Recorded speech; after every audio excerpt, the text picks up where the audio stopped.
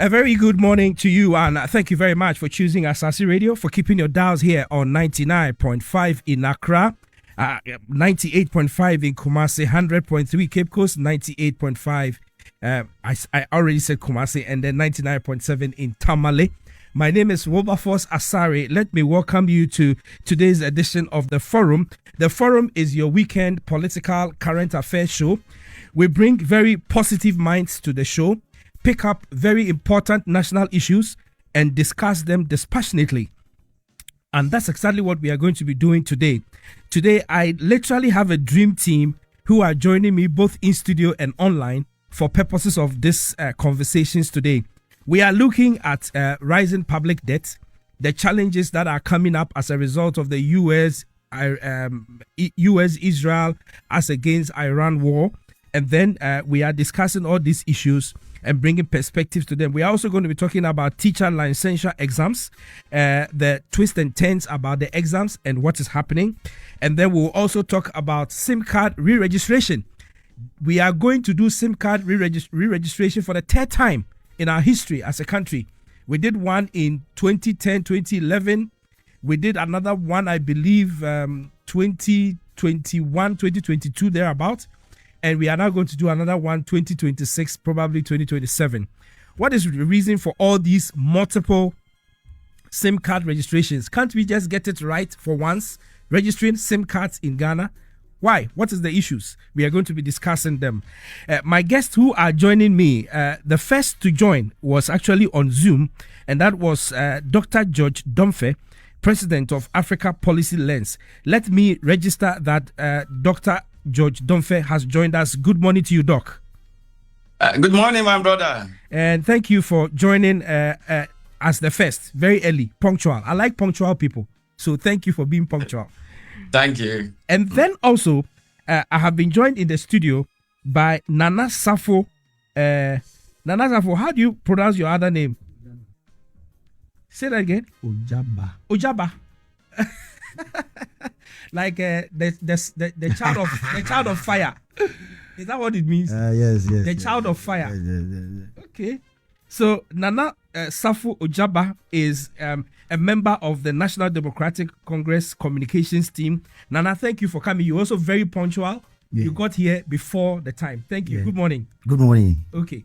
All right. So I'm going to start with Dr. Domfe, and then I'll come to the studio. But in between, Nana, if there is an intervention, I definitely will allow you to intervene. Those of you who are joining us via Facebook, we thank you for joining us. We invite you to share our page and to tell a friend that your favorite program is airborne, and we will be reading your thoughts and your comments. We are starting with the rising public debt and the challenges that are arising as a result of the ongoing war between US, Israel and Iran. Dr. Domfe, so let's start with you. And first tell us, share your thoughts with us. What really is the state of affairs when it comes to the Ghanaian economy? It appears some of the people in authority are saying the economy is so strong that it can resist any external shocks. Is that what you are seeing from where you sit as the President of the Africa Policy Lens? Yes, thank you very much, my dear brother. And let me say very good morning to the co-panelist. You mentioned the name Ojaba at the studio, and everyone out there listening or watching us. Ghanaian economy, since 1957, I have always said this, since 1957 has remained very weak. The fundamentals have remained very weak. This is because most of what we eat, what we drink, what we wear, what we generally consume, we have been importing them from other countries. And so our dependence on the global market is so high. It's so high. And a country that depends so much on the global market, anytime anything happens, it affects you, very strongly. because you have not developed what we call shock absorbers. You are raised until recently, it was even nothing. Today, we have an import cover of above 5 months. I mean, that is historical, one of the highest we have had. But that is nothing if you compare our situation to other developed world. And then you come quickly to talk about consumption. If sitting at your studio, look around you, the things you see, how many of them were manufactured in Ghana? The economy, unfortunately, has been leapfrogging from agricultural sector all the way to tertiary sector. Economies that have developed, and I've always explained this, economies that have developed, first of all, started with the agricultural sector being the mainstay of the economy in terms of job creation, in terms of contribution to GDP. Yeah, but as we move on, you see the secondary or what we call industrial sector taking over. And when the industrial sector takes over, this is where we see more factories being built to produce most of what the people in the country will need.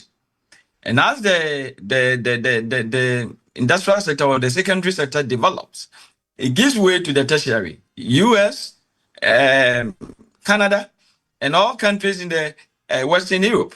And of course, the emerging markets in the Asia, Australia, they all developed through this trajectory. In our situation, we were developing with the agricultural sector. It was the leading producer of, leading contributor to GDP and also job. And so agricultural sector was everything for Ghanaian economy until somewhere 2005. Agricultural sector gave way to tertiary sector as the leading contributor to GDP. Unfortunately, the tertiary sector doesn't create more job. Tertiary sector doesn't create, when we talk about tertiary sector, we are mainly talking about education, we are talking about health services, we are talking about trade, we are talking about ICT, and so those things are fun. Unfortunately, they don't create so much job apart from trading. They don't create so much job, those subsectors under the tertiary. And countries that have developed, as I said, the manufacturing under the secondary sector plays major role. The manufacturing sector plays major role in all economies. Look at China. Today, China is the biggest manufacturing country in the world. And we all depend on China. When the year 2000, 2020, China was unfortunately hit by COVID and they closed down most of their factories. Look at what happened to the global world, the global market. The global market suffered from what became known as, how do you guys call it? Global supply crisis because China was not producing. And this pushed prices up until Russia-Ukrainian war came to, destroy the little that was left, because that also pushed energy prices up because of production went up. Germany recorded the highest inflation in 70 years. US recorded the highest inflation in 40 years. And I've always maintained that I was part of I'm delegates for 2023 an IMF World Bank annual meeting. And during the meeting, the head of both institutions, IMF and World Bank, all agreed and said that the years 2020 to 2022 is seen as the worst the world has experienced. I mean, in terms of the economic, turmoil, the worst the world has experienced since the Great Depression of 1930s. Now, since then, we have seen that, for example, the reserves, we've been doing very well because before the beginning of the year 2022, Bank of Ghana had total reserves of 9.9 billion, and that was what they were using to protect the city. Unfortunately, during the crisis and things became so expensive, globally, and even free charges went up by 300%. Free charges, it wasn't Ghana government that was controlling. But free charges went up by 300% to suggest that if I was bringing one container to US and I was paying $10,000, now I'm going to pay $30,000. Fuel prices increased from $72 it was to around $121. And a lot of pressure came here to bear on Bank of Ghana. And so Bank of Ghana started supplying the letter that they had. That was the 9.9 billion. Let me put it on record that the 9.9 billion nominal gross reserve that we had at the beginning of 2022 used to be one of the biggest we have had since Ghana became an independent country. And by August we had almost run out of reserves, and $1 at the time was 20 pesos. But it got worse when Bank of Ghana could not intervene in the market to protect the city. And so before we could say Jack in October, $1 was already going around 17 cedis in the interbank market. In the forex market, and the interbank a little over 15 cedis. And it was so bad, inflation hit 54%. But let me also say that the inflation of 54% happened to be the highest in 27 years Ghana had seen. When we recorded, 54%, it was the highest in 27 years. But US had recorded the highest of 40 years. Germany had recorded the highest in 70 years, and so every country in the world had experienced increases in inflation. And so it was, what happened to Ghana was not too strange. It wasn't strange because we depend so much on the external markets where you are going to buy the things to consume. Prices have gone up. And so as a local country, as an individual country, you don't have much control over it. You have to go and buy, or when the importers go and they buy it at higher prices, they will definitely have to come and sell them at higher prices. But again, when dollar is also weakened, when CD is weakened against dollar or against the foreign trading currencies, that also will be reflected in the prices. And so it's not only the prices that increase in the countries where we import our goods from, but also the weak CD contributed significantly. And so around October, when Bank of Ghana now got so much dollars, because Ghana government was still looking around to get more dollars. When they have more dollars, what did they do? They pumped so much dollars into the system. And so by the end of December, Ghana, $1 was going for 8 cedis. And as I'm spinning out the figures, anybody listening to me can follow Google and check. Interbank, $1 that was 15 cedis went down to 8 cedis. And CD became one of the strongest performing currencies during the end of the year 2022. And that practice was not healthy. That's the same thing that today we are doing. The Bank of Ghana is doing aggressive intervention for which reason CD becomes stronger. That is artificial. You are not the one controlling it. You are using somebody's currency to show up your local currency. What then happens is, if something happens and you are not able to come to market to supply more of those foreign currencies, your currency is going to have a problem. That means your economy is weak.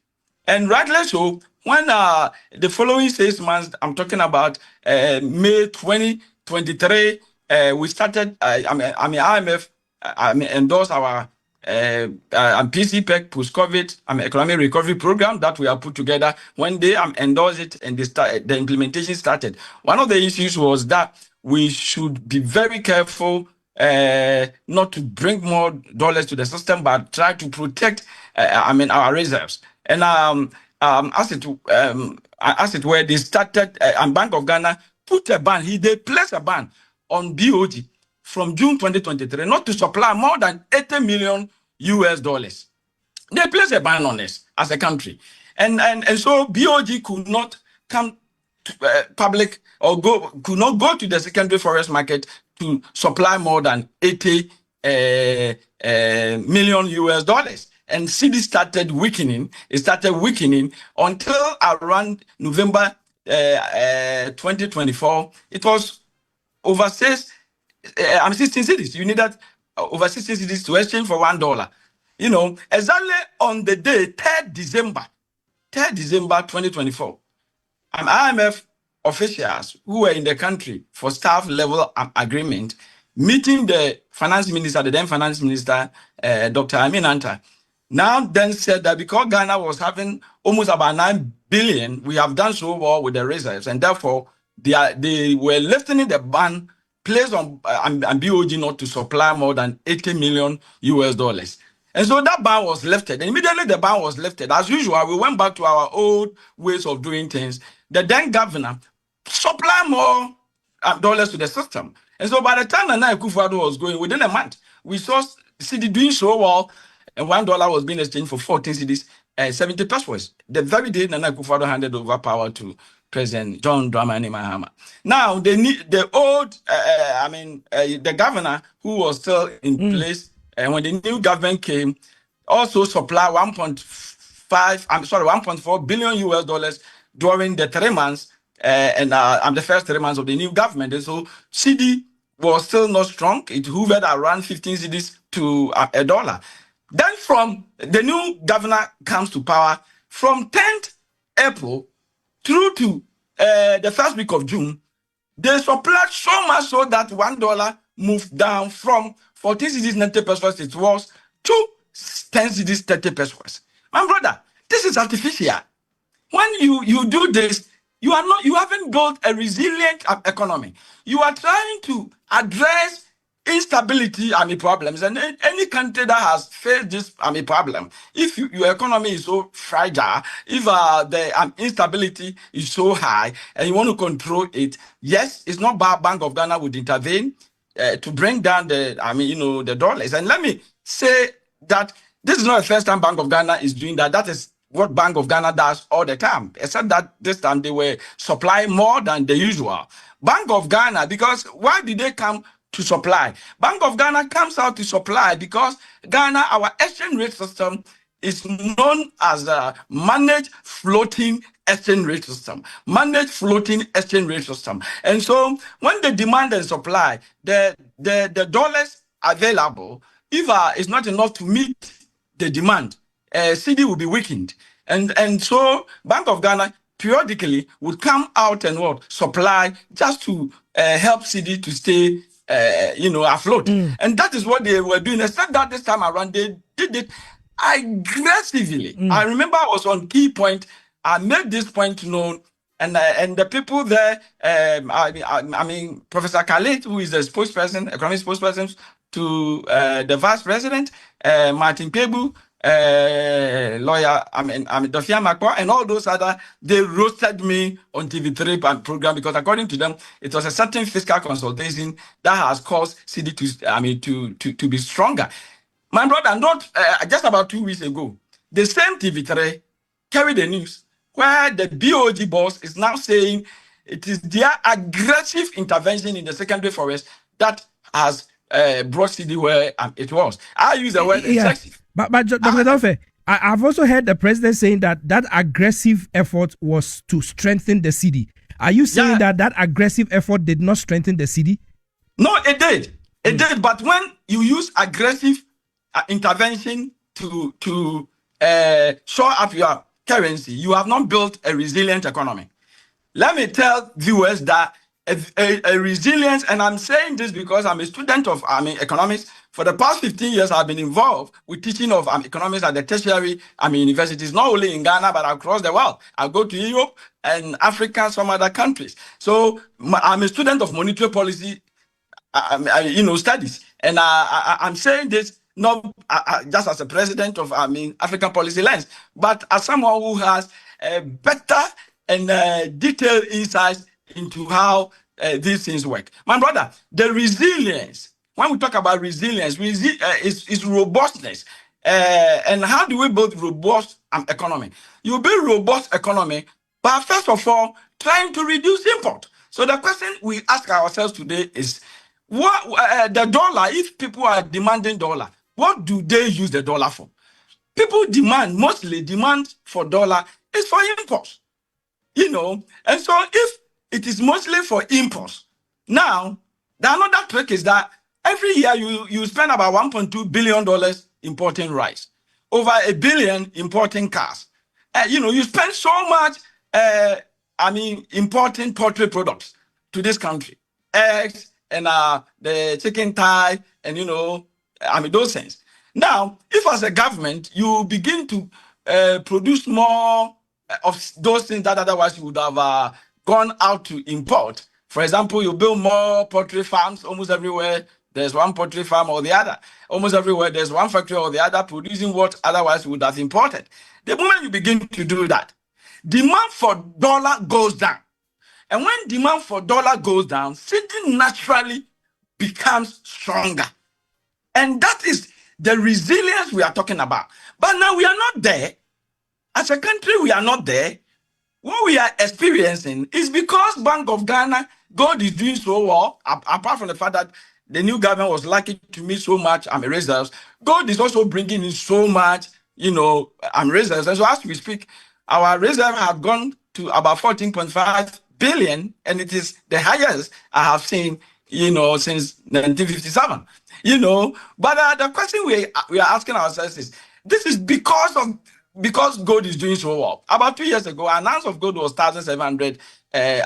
Today it is over 5,000, and just last week or so it has started coming down, declining. Now, if gold comes down to around 2,000, the inflows that is coming from gold that is boosting the reserves, for which reason Bank of Ghana now has that power to enter into the secondary forest to provide the 1 billion every month. They can't do that. And once they are not able to do that, cedi will definitely suffer. And so when I hear, our president, with all due respect, saying he has built a resilient economy, seriously, I beg to differ. And anybody who has an idea about the economy will see that no, that's not. When we say robustness, that is when you are secondary sector. I'm talking about the secondaries that I'm talking about, the manufacturing and all those are doing so well. You've created, and the moment you begin to build more factories to produce more of otherwise what you would have imported, and you reduce your imports drastically, you are also creating jobs for your people. Economy that people don't have jobs to do. Economy that over 500,000 are running around to become, to join the security services. We are a country of about 36 million, and at any point in time, about half of us, about 16 million are supposed to be working. And if you see 500,000, chasing security services, jobs, it tells you how weak the economy is. So when I hear people say we are resilient, that is never true. Even the oil reserves, how many weeks? About 5 weeks that we have today. And the 5 weeks, now the sector has been deregulated. And so since 2015, it has been fully deregulated. It's the private individual that goes out there to buy and bring. Of course, today, we have all seen the local refinery doing well, because my understanding is that over 30% of what we consume here is being refined here. And that is very good. Why did we get here? We got here because about 3-4 years ago, a Chinese refinery, came and started, the refinery. So today, that particular company somewhere, I've forgotten the name, it belongs to, some business guys from China. And so they came in here. I'm under the call of foreign direct investment to start that business. We spent about 135,000 barrels a day here in Ghana. And today, that company is able to refine over 40,000 of that. And so if we have Tama Oil refinery is working very well, we have this new refinery working well, and we have several of them. That is what would deepen the so-called robust economy. For now, we are very far away from being robust. We are very far away. We shouldn't. What we are seeing is artificial, and it's also being driven by gold and the higher prices on the market. And so, really, yes, inflation has come down. Yes, cedi has become stronger. But what we are seeing is not because the real sector is doing so well that has brought about what we are experiencing. It's because somebody says somewhere, a Bank of Ghana, and every month pumps around $1 billion into the secondary forest. Okay. This is the main secret. And so our economy is fragile, very weak. It remains very weak. And I hear you saying that that is certainly not sustainable. But Doc, before I let you go, let's pay a little bit attention to our increasing public debt. So we are told that over the last 1 year of the Mahama administration, they have added up to about $11.9 billion to the public debt in terms of dollar terms. And that means that from $49.4 billion, which was inherited, our public debt now stands at $61.3 billion. Please educate us if these figures I am privy to are correct. If they are correct, what is the impact of increasing public debt on the economic circumstances we find ourselves and its impact again in the economic future of the country? Yeah, that is another reason to even suggest that our economy is very fragile and it is never resilient, as the president put it. It's never. Why am I saying this? Ghana's total debt stock, President Rawlings left for Ghana after ruling the country for over 19 years was 7.1 billion US dollars. And these things that I'm talking about, if you go to Bank of Ghana website today or Ministry of Finance, all these figures are there. In fact, even our last budget that was read, I mean, they quoted all these figures. They gave us the rundown, the trend of the debt. And so 2000, our total debt stock was 7.1 billion US dollars. At the end of 2008, President Kufuor's 8 years, it increased to 8 billion US dollars. 8 billion US dollars. It means that less than a billion was added. And people have asked, President Kufuor was not borrowing. No, our economy is so weak that we don't create enough to meet our needs. And so we are always, borrowing. So President Kufuor borrowed. But because of HIPIC, we don't HIPIC. And because of HIPIC, our debt, we receive unconditional debt cancellation, and that brought the debt down. And so President Kufuor's addition still couldn't push it anywhere. And so President Kufuor added less than 1 billion to Ghana's total debt stock. Now, late President Mills and President Mahama, 8 years, the debt moved all the way to 29.2 billion from 8 billion. At the end of December 2016, our total debt stock stood at $29.2 billion. I'll put this on my Facebook wall when you ask for this. And when I saw that we're coming to discuss this, I'll put this on my Facebook wall. And anybody listening, you can go to Bank of Ghana website. It is there. The debt records. You hit it, and all the figures are there. And so you can see that during the fourth, republic, the government that added so much debt to our total debt stock was Mills Mahama. They added 21. They came to meet 8 billion. They pushed it to 29.2 billion dollars, making it. So they added 21 billion. Now Nana Akufo-Addo, they came and they pushed it, the debt, to 60 billion at the end of the year 2021, December 2021. Ghana's total debt stock stood at 60 billion US dollars. It was so much. It means that Nana Akufo-Addo came to meet at 29.2. He had pushed it to 60 to suggest that he had added at the time about 31.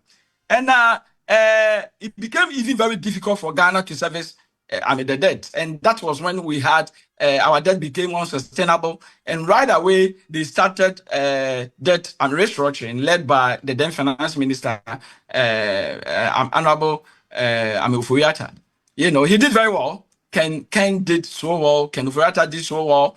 And so our debt, he negotiated for debt relief on our bilateral. Bilateral is the loans that we have taken from China, Germany, and all that, and that was over 5 billion US dollars. And so, recently, if you heard France government canceling over 87 million, euros of our debt, it was because of our negotiation that Ken Ufuriata did. Ken Ufuriata did another thing that was so outstanding, and we have to talk about. Ghana, our total debt of 60 billion, 13.1 billion was sourced from Eurobond market. And it was so bad.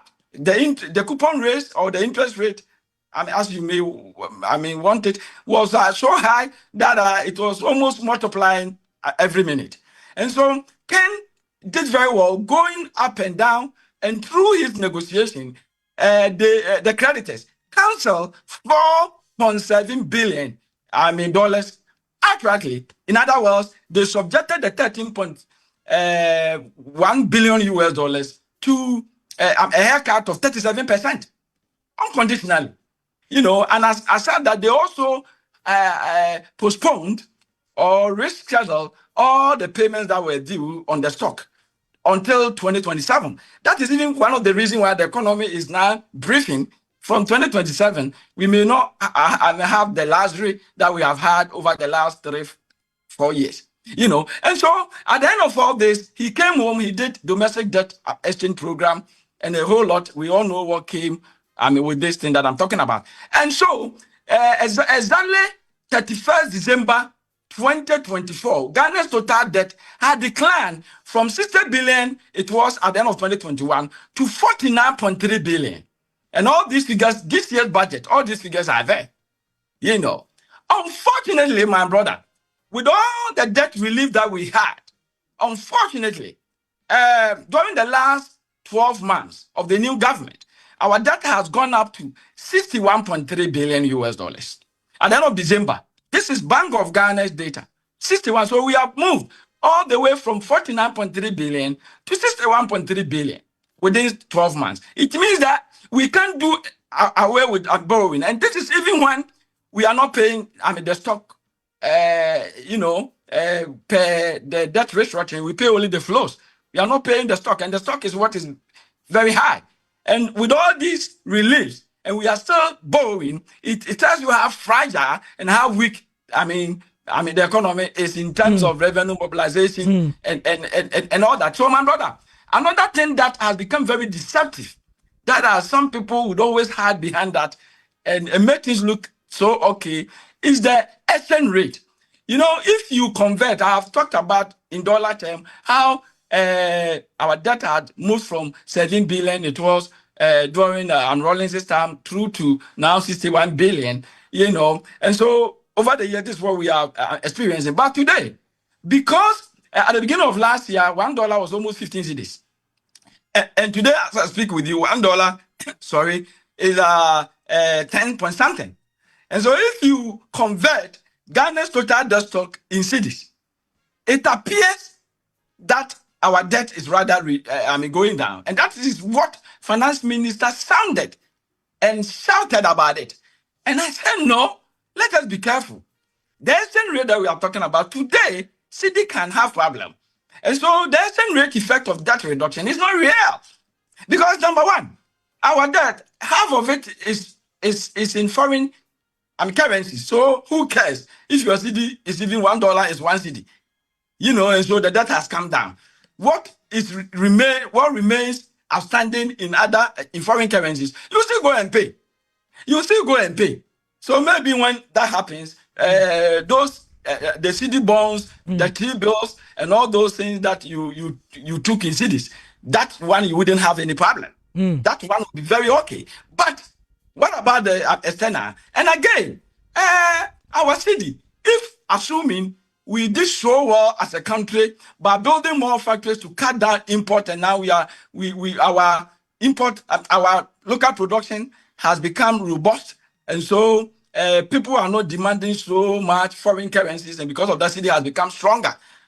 I would have agreed with them that the exchange rate effect in debt reduction would have, we would have considered it some way, somehow. But in the current situation, where because of gold prices that you don't control, that is what is pushing our reserves up, and that is what is empowering the BOG to pump around 1 billion every month to the system to just to make cedi stay where we all love it. Then you are joking. So we have to stop the joke. And the propaganda is so much. Sometimes I wonder when you even come out to talk about some of these things. Some people, and excuse my language, some people who have never sat a day to learn economics before, all their lives, will now come and teach you what is supposed to be the situation. And that's why when I'm talking, I'm saying let's go to Bank of Ghana's website.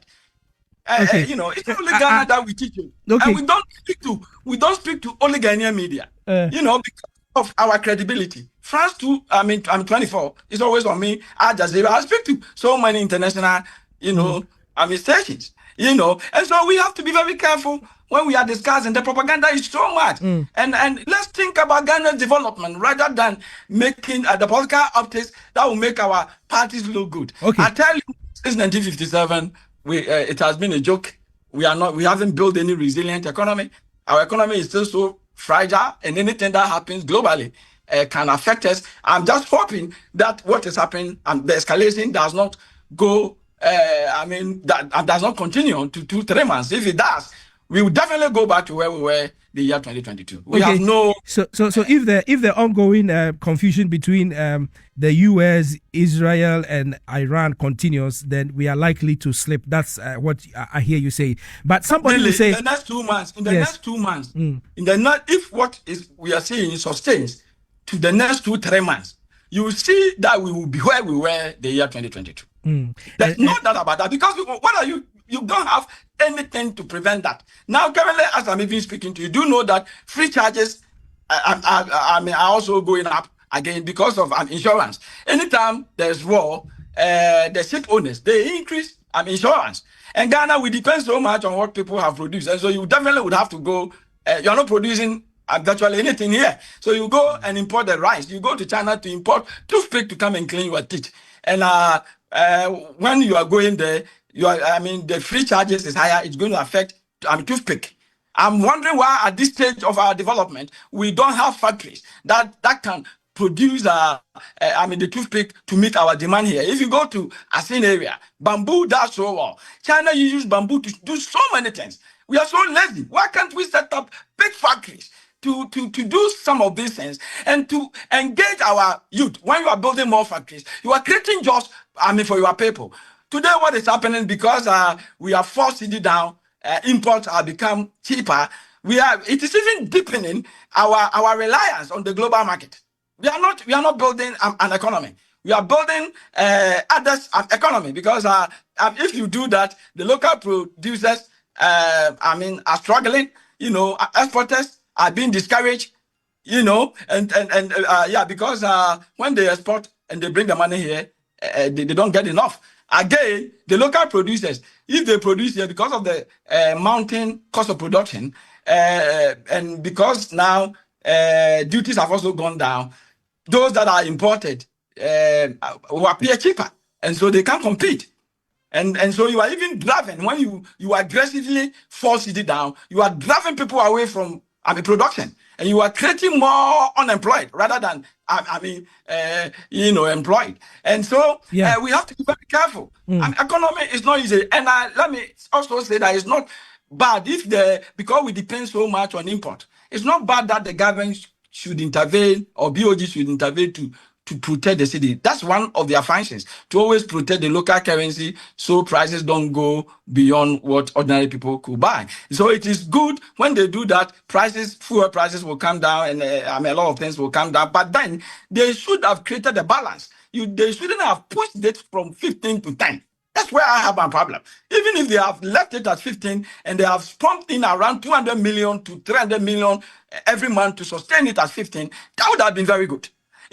But forcing it down to create the political optics that you are doing so well, the negativity, the adverse consequences of it far outweighs the gains. That's why cocoa, we are struggling paying cocoa farmers. That's one reason.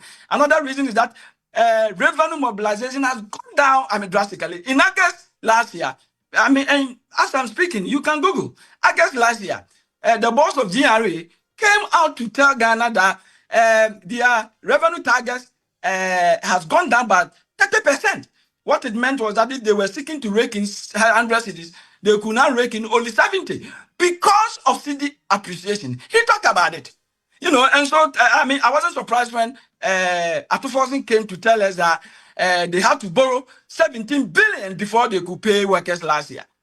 Because GRA is not creating, they couldn't meet their revenue targets. And the government that promised to spend 269 billion now could spend only 194. So look at the gap. The government has planned that I'm going to do A, B, C, and that's going to cost me 269 billion. That was in their first budget.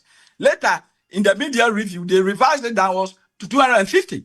And now the actuals hover around 190 something almost. And that tells you that over 60 billion of what the government planned to do last year, they couldn't even do it. You don't build economy that way. Anyway. You don't build economy to please the people. Build economy that can stand the test of time, that can be resilient.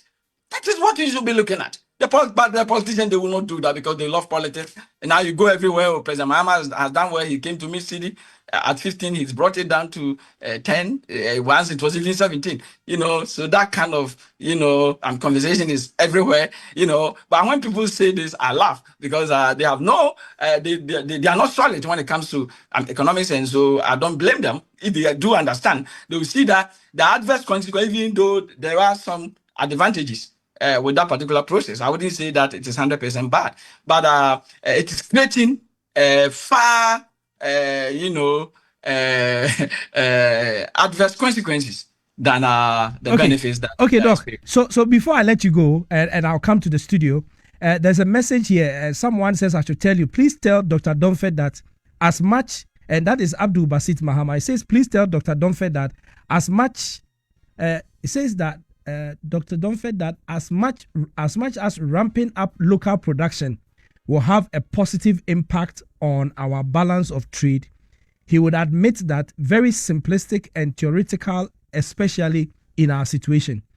Building factories alone cannot significantly reduce import bills because manufacturing is only one link in a complex economic chain. True import reduction requires a comprehensive ecosystem, not just physical structure. Note, the factory itself is imported. Assembling and after-sales support is based on foreign expertise. Additionally, many factories depend on imported components to function. Our energy sector experience shortage coupled with high utility makes local manufacturing uncompetitive in terms of price and quality. Finally, our so-called factories don't have high scale, often resulting in high production cost per unit compared to massive foreign exporters like China. And so I hear Abdul Basit Mahama saying that yes, the call for factories may be good, but there is a need to go a step further. Dr. Domfe, just 2 minutes response to this inquiry. I think he's right to some extent. Is just building the factory is not the answer, and that's not what I'm talking about. You build factory, and you also create markets for even what you are producing here and outside. Yeah, but to say that because it has problem, any economic decision that you make has problem, and so to say that because of that you will not also enter into that venture, then it means that we are not serious and we don't want to build a country. In the 1980, the year 1980, China was one of the poorest countries in the world. Not producing so much. Since 1980s, China aggressively started this one area, one factory where they were building factories across, especially in the rural areas. When China did that, today it is the second biggest economy, and he's making reference to China. We can do it. We were with Singapore, South Korea, and all those. And at the time they were looking at Samsung, we were also doing our Akasanoma here. If we had been so aggressive with Akasanoma, today Akasanoma would have been on the global market. That is what we should be fighting for. And that's what we should be fighting for. Okay. And so yes, it is true that the factories, some of them depend on raw materials from outside, and that is what happens. In fact, US and China, it doesn't matter where they are developed, they still depend on imports. So I'm not saying that the imports should be zero. No, that's not what I'm saying. You can't live in an economy without buying from other countries. But we need to minimize things like toothpick that we import, toilet roll, chamber pot. No, those things we should build factories here to produce them, to cut our import demand. And once that is done, the pressure on the city will go down, and naturally city will pick up to become stronger without having to wait for Bank of Ghana to supply 1 billion to sustain the city. This idea of Bank of Ghana sustaining the city is artificial. Just as it didn't sustain during a Akufo-Addo time, it will never sustain. In fact, now that gold prices have started coming down, it's going to have an implication for the strength of our city. And so we have to be very careful. Okay, Dr. Donfe, I really want to thank you for your engaging us this morning extensively for the last 40 minutes. Very, very interesting economic lectures, if you ask me. Dr. Donfe, as always, Asasi Radio is grateful. Dr. Donfe is President, Africa Policy Lens, and he's an economist, he's a lecturer, and as you heard himself say, very sought after economist on African markets and, for that matter, the global economy. Thank you, Dr. Donfe. So I'm coming back to the studio now, and we are going to begin the conversation in studio. Just before I do that, Kojo Efriye is on Facebook. He says, "Good morning, Wilberforce. I'm watching live from Elubo border in the Western region." Kojo, thank you very much for always patronizing the forum and for sharing our page and asking people to join in. I really appreciate it, Kojo Efriye. Sylvester Boati says that, "Good morning, Wilberforce. Let's face it, some of us knew the NDC. In fact, I have now decided to join the MPP properly. I simply hate the way and manner that they now talk to us as a people.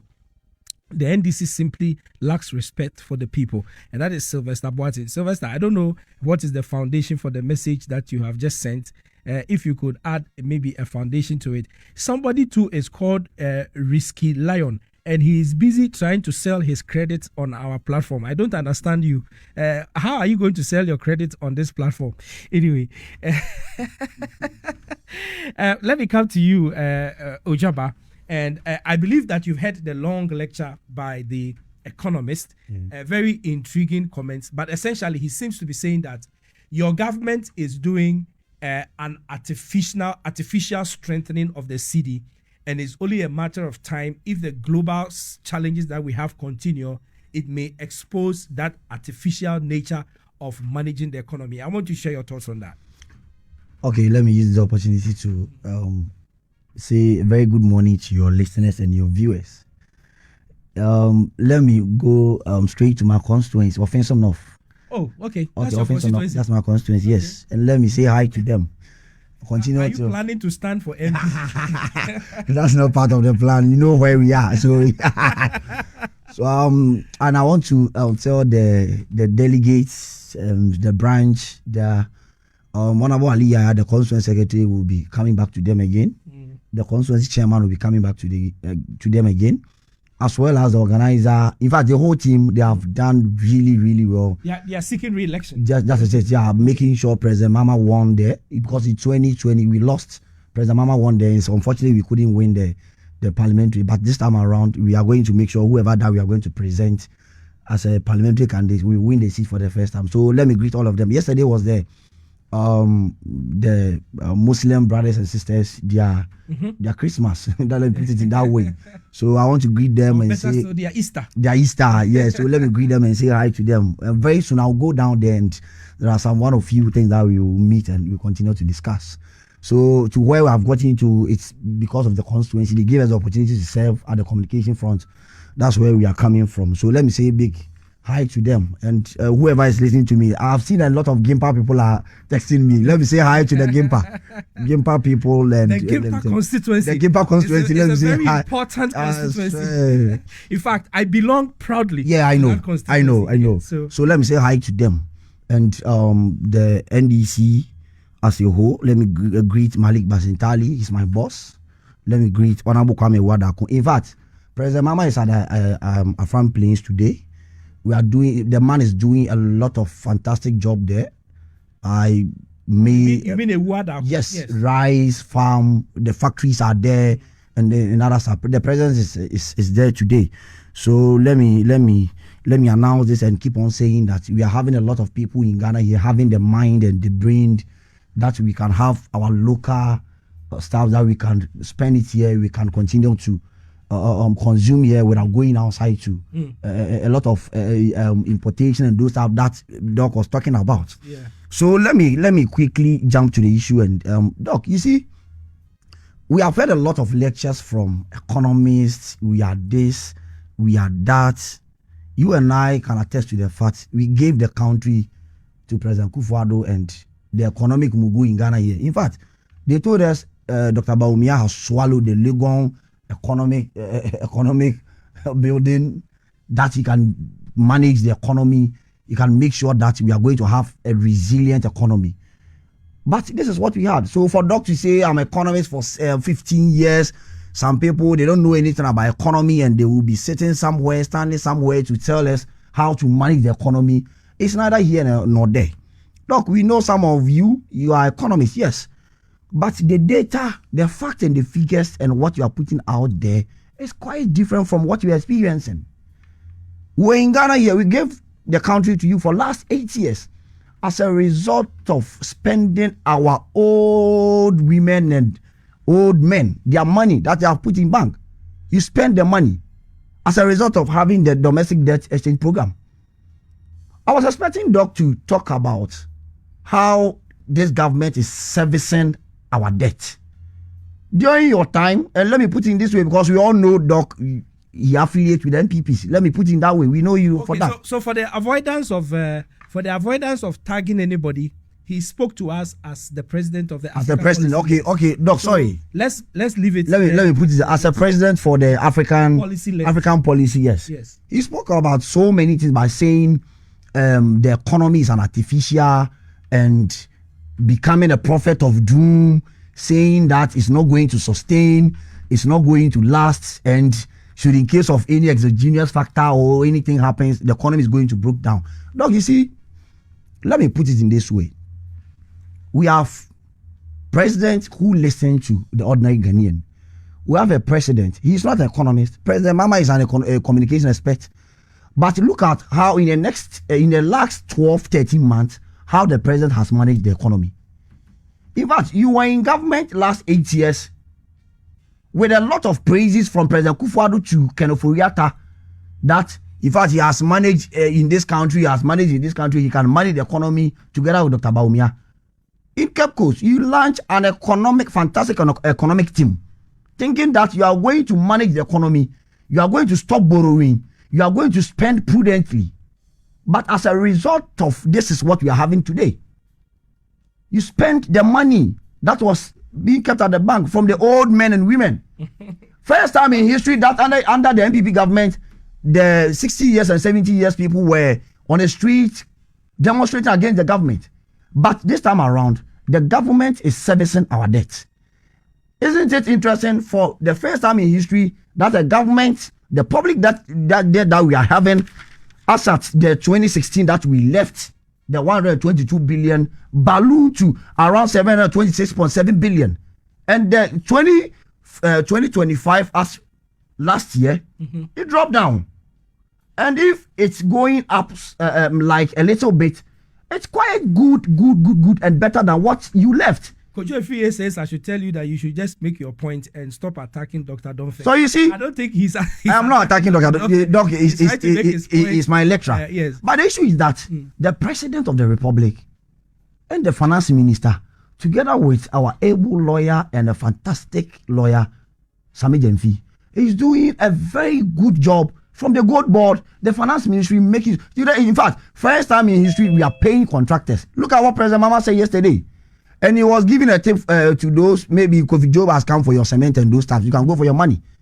There is a lot of money in the system that we are saying that the contractors, they are going to be paid after doing their work, raising their certificate. During your time, during the NPP's time, all these things, we couldn't see it. But let me come to some of the issues that Doc was talking about. You see, for you to say the economy that we are enjoying now is an artificial, it's quite unfortunate for an economist to even prophesy on this. But he gives reasons why he says the reason that he's giving is that we have had a government, the past government, we gave them the opportunity, we gave them enough money, but they couldn't do it. In fact, this is the first time that when we went to the IMF, we couldn't struggle by meeting the requirement that they are giving to us. You see, during President Kufuor time, I don't know if you remember, Kenneth Ofori-Atta were supposed to go to the China to negotiate with them with the bilateral loans of 1.7 billion before we were able to meet the condition of the IMF. But under President Mahama, we are spending here. The money that we are having here is what we are spending. So if our public debt is rising a bit It's quite okay. So you think it's a bit? So you came to meet $49.3 billion. Yes. And then within 1 year, you've added $11 billion. Can you call that little? Some will say that even if you are adding 11 every year, by the time you are leaving in 4 years, you'd have added about 44 billion. That is, if every year you are doing 11 billion. It's a conditional clause. That's a conditional clause. If. So I don't think it's a conditional clause. So I don't think that 11 billion in 1 year can be considered as little, because it has taken the debt from 49 to 61. So I don't know whether we can call it little over a period of 1 year. That's how I see it. Okay. Because we have had a government who were in power for the last 8 years. They couldn't manage the economy. Okay. So you see, Doc, I'm not going to tell you as NPP, but the NPP should be the last. Should be the last person. Should be the last people to talk about economy and how some government is borrowing. Okay. You see, you cannot manage a country like Ghana. You cannot manage the country without saying you are not going to borrow. But the rate at which you are going to borrow, what you are going to use the money for, and how you are going to spend it.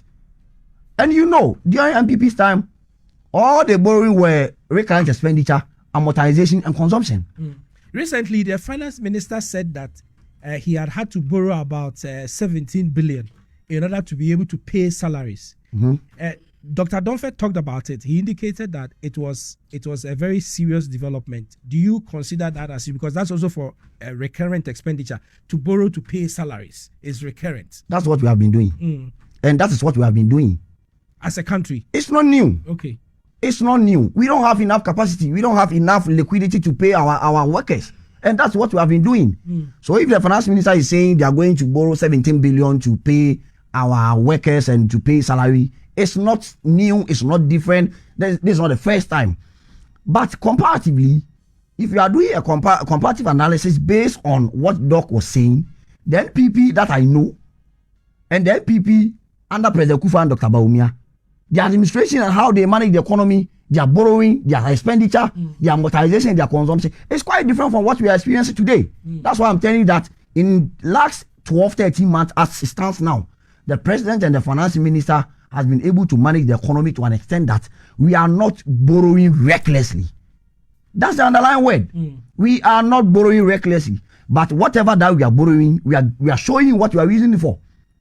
The finance minister is saying we are going to use that money to pay our workers, to pay for salary.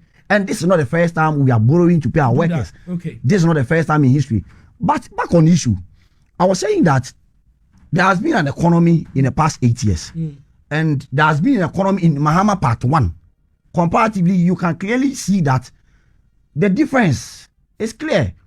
Under President Mahama Part 1, he said we left the public debt at 122 billion before we left power. Let's say we used to say from President Nkrumah's time to President Mahama before we left power. NPP, you see, the 2016 election, the mechanism that NPP used against the NDC was that we were borrowing, we were spending, we were using the money anyhow. But NPP came to power. They spent and borrowed recklessly without thinking about ordinary Ghanaian. And that is as a result of going out to the IMF, as a result of moving out to the China to go and negotiate and with them before we were able to meet the IMF conditions. But the president is saying that this time around we are having the money here.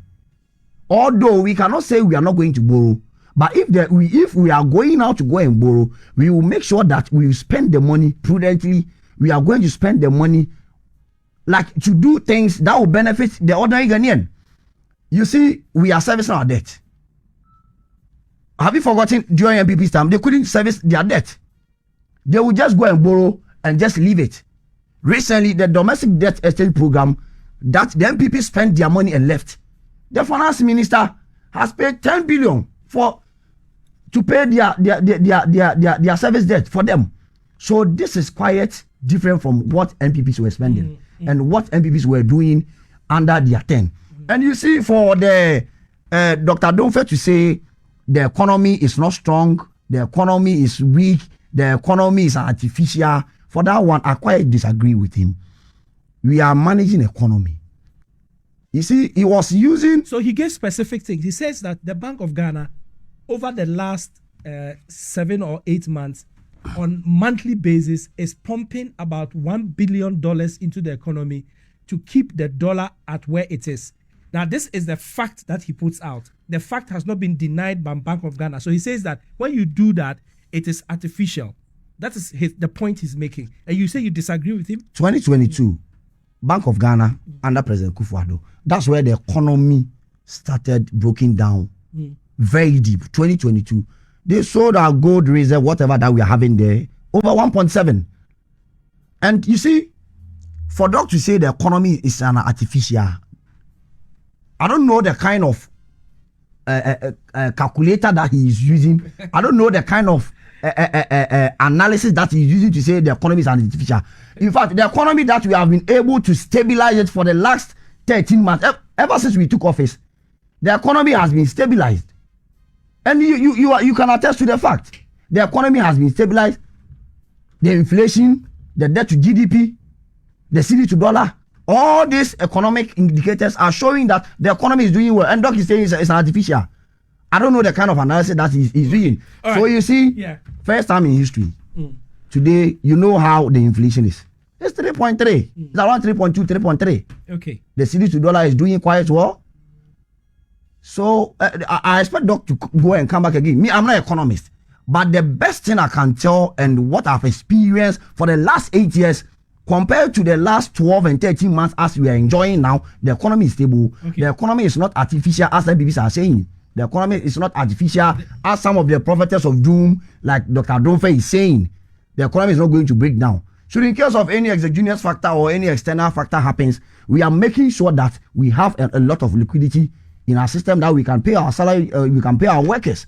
We are making sure that the economy that we are enjoying now, we can continue to enjoy it. So you shouldn't be making a conditional statement by saying if. So that's what happened. Then people told us that the economy that they are having is resilient. For the exogenous factor to happen in COVID time, we saw how the economy was. So this is not what we are expecting. We are expecting all the Ghanaians to rally behind President Mahama. Like the resetting agenda that we are putting across, making sure that all the sectors will continue to be on their feet. Because the NPP, they left a messy economy. But we are making sure that we are putting everything in place. Today, go to the port and harbor. If you are going to take your staffs from the port, you know how drastically the reduction has happened under President Mahama. This time around, when you are going to take your CRV, you know how the reduction is. At first, you can't go there. Go to Aboso Account people and talk to them. There's a clear reduction because of the stability of the economy, because of how we are managing the economy in Ghana here, because of how we are not borrowing recklessly. We are not borrowing to spend. We are not borrowing to consume. We are not borrowing as using it as a recurrent expenditure. But the kind of borrowing that we are borrowing, that is one of the what we are going to use. That's what the finance minister said. He said we are going to use it to pay the salary, and that is it. I recall in 2022, 2023, there wasn't any liquidity support to pay our workers. So we needed to go out and borrow. So this is not the first time. As I said, this is not the first time we are going to borrow to come and pay. Let me establish that. Okay, so let me establish that Ahmad Deko, who is a member of the New Patriotic Party communications team, has also joined us. Good morning to you, Amma. Hi, good morning. And it's been a while. Yeah, it has. Should I say happy Eid al-Fitr? Is it Eid al-Fitr? Yeah. So we are still in the celebration mood. Eid Mubarak. Eid Mubarak. Okay. Yes, all right. yeah. How is Dr. Baumia? Doc is fine. Okay. He's still resting. And he'll be back early next month. Okay. Yeah. All right. Okay. So I'm going to come to you to share your thoughts on this, and then we will go to we will go online because we've been joined by Abu Bakar Isaka, who is the president of the Cyber Security Expert Association of Ghana. We'll be talking about SIM card re-registration with him, but Amma will have her take on the economic issues. Christopher Abe says that seriously, we Ghanaians are our own enemies. Why will the poor trader, the poor civil servant, etc., spend so much money to educate their children and then participate in their children's not being employed by importing everything they sell in their shops? It really beats my mind. Every country is beginning to look inward. Common parts we import. What a country. and that is Christopher's Lamentations. Okay, so Sylvester says that, Wilberforce, my decision stems from the fact that in reality, I have not seen any deliberate policy and program that will help the NDC achieve the goals set in their manifesto. Clearly, an example is the Israeli-Irani-US war, which is now having impact on us as a people. It's all deception, and that is Sylvester's message. There is Isaac Asante who says that, Wilberforce, where did you get? Okay, so I don't want you to attack anybody. He says that the economic analysis of the NDC representative is interesting. Anyway, he admits that he is not economist, so I understand his struggles. Okay, so Asante is saying that the economic analysis that is being shared by Ojaba is interesting to him. Christopher says that, Wilberforce, please tell the NDC guy in the studio. Okay, so is he talking based on facts or he is just being emotional?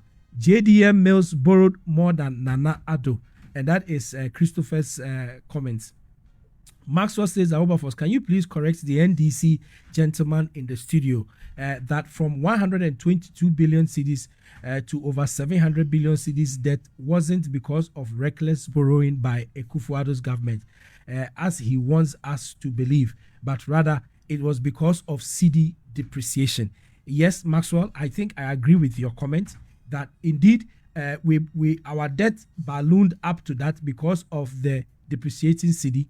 So if you borrowed $10 and you borrowed it at a certain figure, if the exchange rate increased, it increases the debt that you have borrowed, but it doesn't essentially mean that you have gone to borrow that specific amount of money. So Maxwell, I agree with you entirely. I agree with you. All right. So last message, Wilberforce, in your introduction, you said you have assembled a dream team.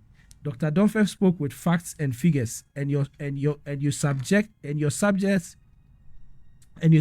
us to this guy who is unable to say anything constructive, even where he disagrees with Dr. Domfe. Where is Ni?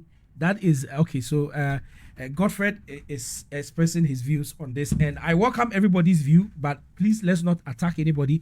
Let's not insult anybody. Ama, quickly, you share your thoughts with us. Dr. Domfe, before you came, gave us an expose on the economic circumstances we find ourselves, the challenges that are ahead of us. Ojaba in the studio here seems to disagree with Dr. Domfe. He thinks Dr. Domfe is a prophet of doom, and that his comment that the current circumstances we find ourselves is artificial, and the least provocation we might find ourselves back in the state we were previously is nothing to write home about. But I want you to share your thoughts with us before we go to our next issue on SIM card re-registration. Well, good morning once again to our viewers. And before we go on, I have always said to you that as much as I am not an economist, I measure the economy and how well it is going by how much money I spend when I go to the market. So you can have inflation at 0.00%. If I go to the market and I still can't buy the food that I need to buy for myself and your nephews, and I have to spend extra more, I have to look for more money to buy what I used to buy a year and a half ago, 2 years ago. I've doubled the price, tripled the price. It doesn't matter to me how you explain it. It's simply no good. A typical example is, that the price of fuel has gone up extra this morning. I used to buy from the guys who are involved in the price war with Goyle. What's their name? Say that again. The fuel people, those who Star Oil. Star Oil. Okay. Yeah. And yesterday, Star Oil was around 12 for fuel, petrol, 12.45 or 12.25. This morning, it's 13.45. One cedi has been added. They are saying by April we are going to about 15. That is even for Star Oil.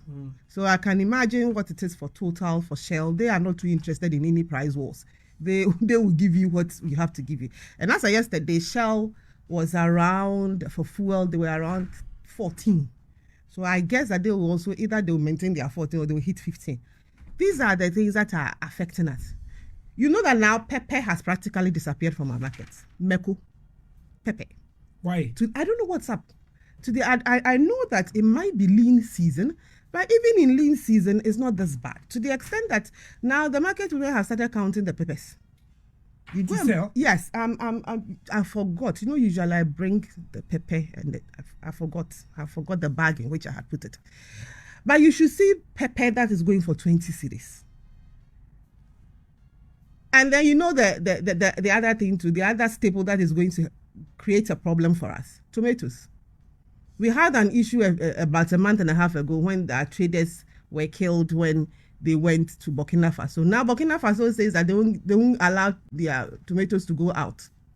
So manage your own. They are going to feed their own people. They have industries where they need to, get their tomatoes in. So now they are not going to export tomatoes again. And Ghana is in trouble, because we get more than 50% of the tomatoes we use in this country from our Ivory Coast and from Burkina Faso. We produce like the whole 100%. We produce like 25%, and the rest comes from outside.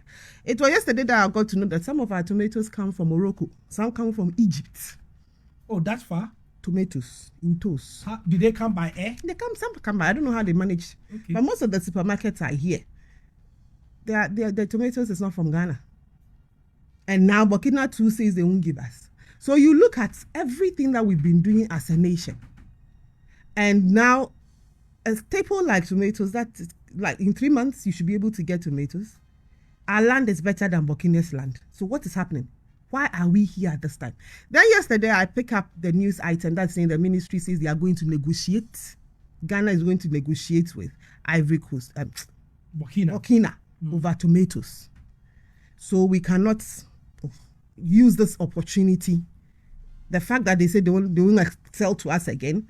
We have a few months. Yes, let us all tighten our belt. Those of us who love using tomatoes, let's find alternatives. And our Greek ministry cannot use this as an opportunity to go into full gear to get us to produce tomatoes for ourselves. We are going to negotiate with them. Can't we see this as an opportunity for us to be self-sufficient in tomatoes? Because it's $1 million industry. Why should we be sending money in Toso? In toast. This is a situation where we find ourselves. And because this is happening, our food is going to be expensive, because tomatoes is a basic for a lot of Ghanaian staples. There is no Ghanaian food without tomatoes. Yes. And this is what we are talking about. From abem kwine to kwine to light soup to... I'm even wondering what we can use to subsidize or replace it. Maybe garden eggs. Maybe you have to take garden eggs too instead of... But even garden next year, you need tomatoes. So we are going to be using the puris, the tin tomatoes. Let me know. I don't want to come and expose my cooking. We have a lot of issues to go on. Yes, someone was coming. I listened to Dr. Dunfe and what he was saying. But let me be honest with you. I agree with Doc. He's giving us figures. He's giving us the economy. He's telling us in figures what it is. I am trying to tell everybody that in real life, as much as I agree that the men here would talk about the figures, those of us who are in the market most of the time, and we are trying to get the things, this economy, with whatever it is that the government says they are doing, it is definitely not impacting on us. So if you come and tell me that inflation is 3%, how does that make sure that I get in toast to get my food? And because there's a shortage of tomatoes, it doesn't matter what you say. The inflation for tomatoes will skyrocket because it's not available. Therefore, the prices will go high. It is as simple as that. You hear government touting and making noise and they are doing better. Just one shock. What about us? We were right in this country, right here, in this studio. Sometimes I just don't get why Nee doesn't want to come, because I have a lot of issues to pick with Nee. 2 years ago, right here, I did tell Nee and the NDC that there are some things that happen you do not have control over. There's nothing you can do about it. But NDC and Nee and President Mahama said those things were the fault of Nanado. A typical example, fuel. Is it President Mahama's fault that President Trump woke up one morning and decided to go and fight somebody? Is it President Mahama's fault? I don't think he discussed it with President Mahama. Is it his fault? No. Does he know about it? Is it his business? No. Just like how it was not Nanado's business, President Nanado Dankwe's business, that President Putin got up one morning and decided that he wanted to annex Ukraine. And therefore, everything that we were getting from those two countries, the prices had to skyrocket. And I don't have to explain to you guys, but NDC insisted that it was the fault of His Excellency Nana Addo Dankwa Akufo-Addo. And by extension, His Excellency Alhaji Bawumia. It was their fault. So it was their fault that the fuel prices skyrocketed. It was their fault that freight increased by 100%. It was their fault that COVID even happened and we had to shut down the whole world. It was their fault. President Mahama went to the extent of, teaching Ghanaians geography. He took us through a geography class by telling us that the distance from Accra to Ukraine is 7,000 kilometers by air. And the last time he checked, no bomb had hit anywhere in Accra. So it is the fault of His Excellency Nana Addo that prices were going high. So we also just repeated the same geography lessons to him and the NDC, that the distance between Accra and Iran is about 9,000 kilometers. The last time I checked, the Israeli bombs, nothing has hit here. The Iranian bombs haven't come here. Neither have the American bombs come here. So if the price of fuel goes up, it is the fault of President Mahama. He should have done better. He should have been a magician to know that the prices will go high. He should have been a magician and found some, whatever it is, to cushion us. And know that President Trump was going to, do what he's doing. Just like how he was expecting Nana Addo to be a magician and know that COVID-19 was going to happen. He was expecting Dr. Bawumia to be a magician and know that Russia would go and attack Ukraine. It is the same measure that we are using for them. Nobody should come and explain anything to us that it is exogenous. And what is exogenous? I don't understand that. For me, my fuel is going up. My food prices are going up. Already things that we're getting that we're already not getting, we are going to have a lot of issues with it. And everything said and done, it is President Mahama's fault. In fact, let me add the Vice President to it. Vice President Nana Jane Opoku-Agyeman, the two of them, it is their fault. Everything that goes wrong in this economy, we are not interested in any explanations. It is the fault of President Mahama and his Vice President. It is as simple as that. They should sort it out. We are not interested in learning what the NPP did when we were in power. That is why we are in opposition. You said you could do better. You said you had experience. President Mahama said he had experience. He had done it before. Ghanaians asked him to go home. He had sat home. He had learnt. Now he has experience. So, Mr. President, let that experience come to bear. Don't come and give us excuses. And the NPP did that, and President Nana Addo did that. He's done with his job. He's at home. He's finished. We don't want to hear that. We are moving forward. You said you are giving us a better Ghana. You said you are doing Abampapa. So let us know the benefits of the Abampapa that has come. Don't come and tell us that Nana Addo did something. We are not interested. If anything goes wrong in this economy, like it is going wrong, our fuel prices are going, food prices are going, it is the fault of President Mahama. Okay, so there's a question here that is directed at you, Ojaba. It says that, is he, Ojaba, saying that the previous government borrowed to buy Wache and Shito, and that he, or Ojaba, doesn't know that every loan goes through Parliament and that has a specific purpose? Is he, Ojaba, enjoying? Enjoying means what? Cheap, non-merit-based appointments? Ojaba, are you enjoying your utility bills? And that is a question that is being asked. You see, this one, you are just saying it in 2 minutes because we need to move to the next topic. Yes. The Article 181 is clear. You have to go to Parliament before your loans are going to be granted. It's clear in the Constitution. And you and I, we know. So what he's saying that it's neither here nor there. But you see, whatever that we're experiencing today is coming from somewhere. I have a lot of rebuttals to what my sister is saying.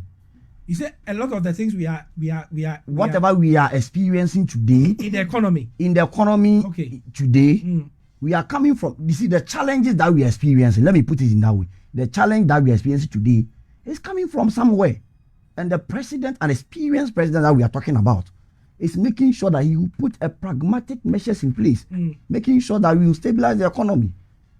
So you are saying that President Mahama is assuring us that irrespective of the global challenges, we are still going to have a stable economy. We are still going to have a stable economy. Okay. So you see, comparatively, when you compare the current fuel price to whatever that we're enjoying under President Akufo-Addo, it's quite different. You see, the reason why I keep on mentioning President Akufo-Addo and Dr. Bawumia is the reason is that they used fuel as a campaign tool in 2016. Have you forgotten? See the hata na nyame madom na meba me beti fuel so.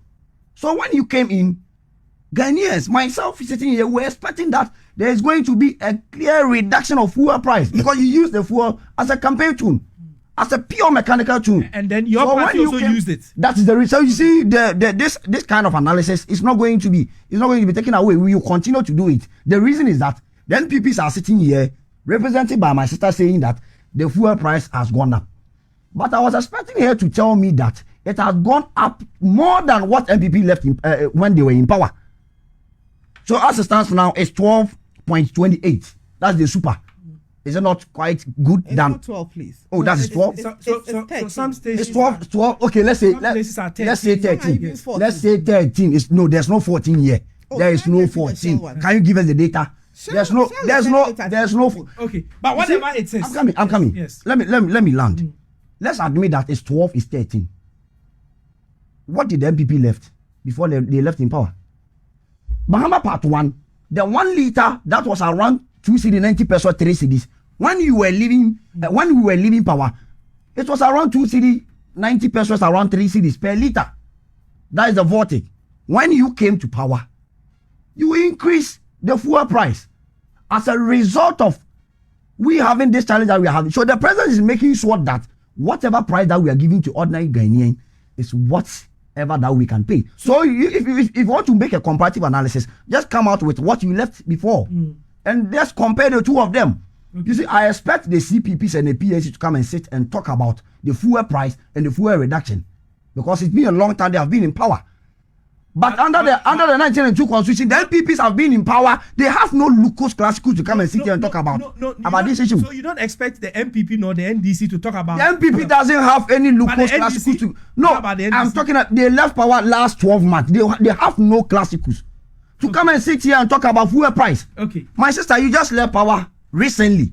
Okay. And whatever that you left as a price, we have not even gotten there. We have not even reached there. Okay. So I expect you to continue to praise the president and say, oh, you are doing better. But we are expecting you to do more for the good people of Ghana. Okay. So that whatever happened, we can continue to be on our feet. Okay. You left around 15 per liter. And you are sitting here talking about 12 and 13.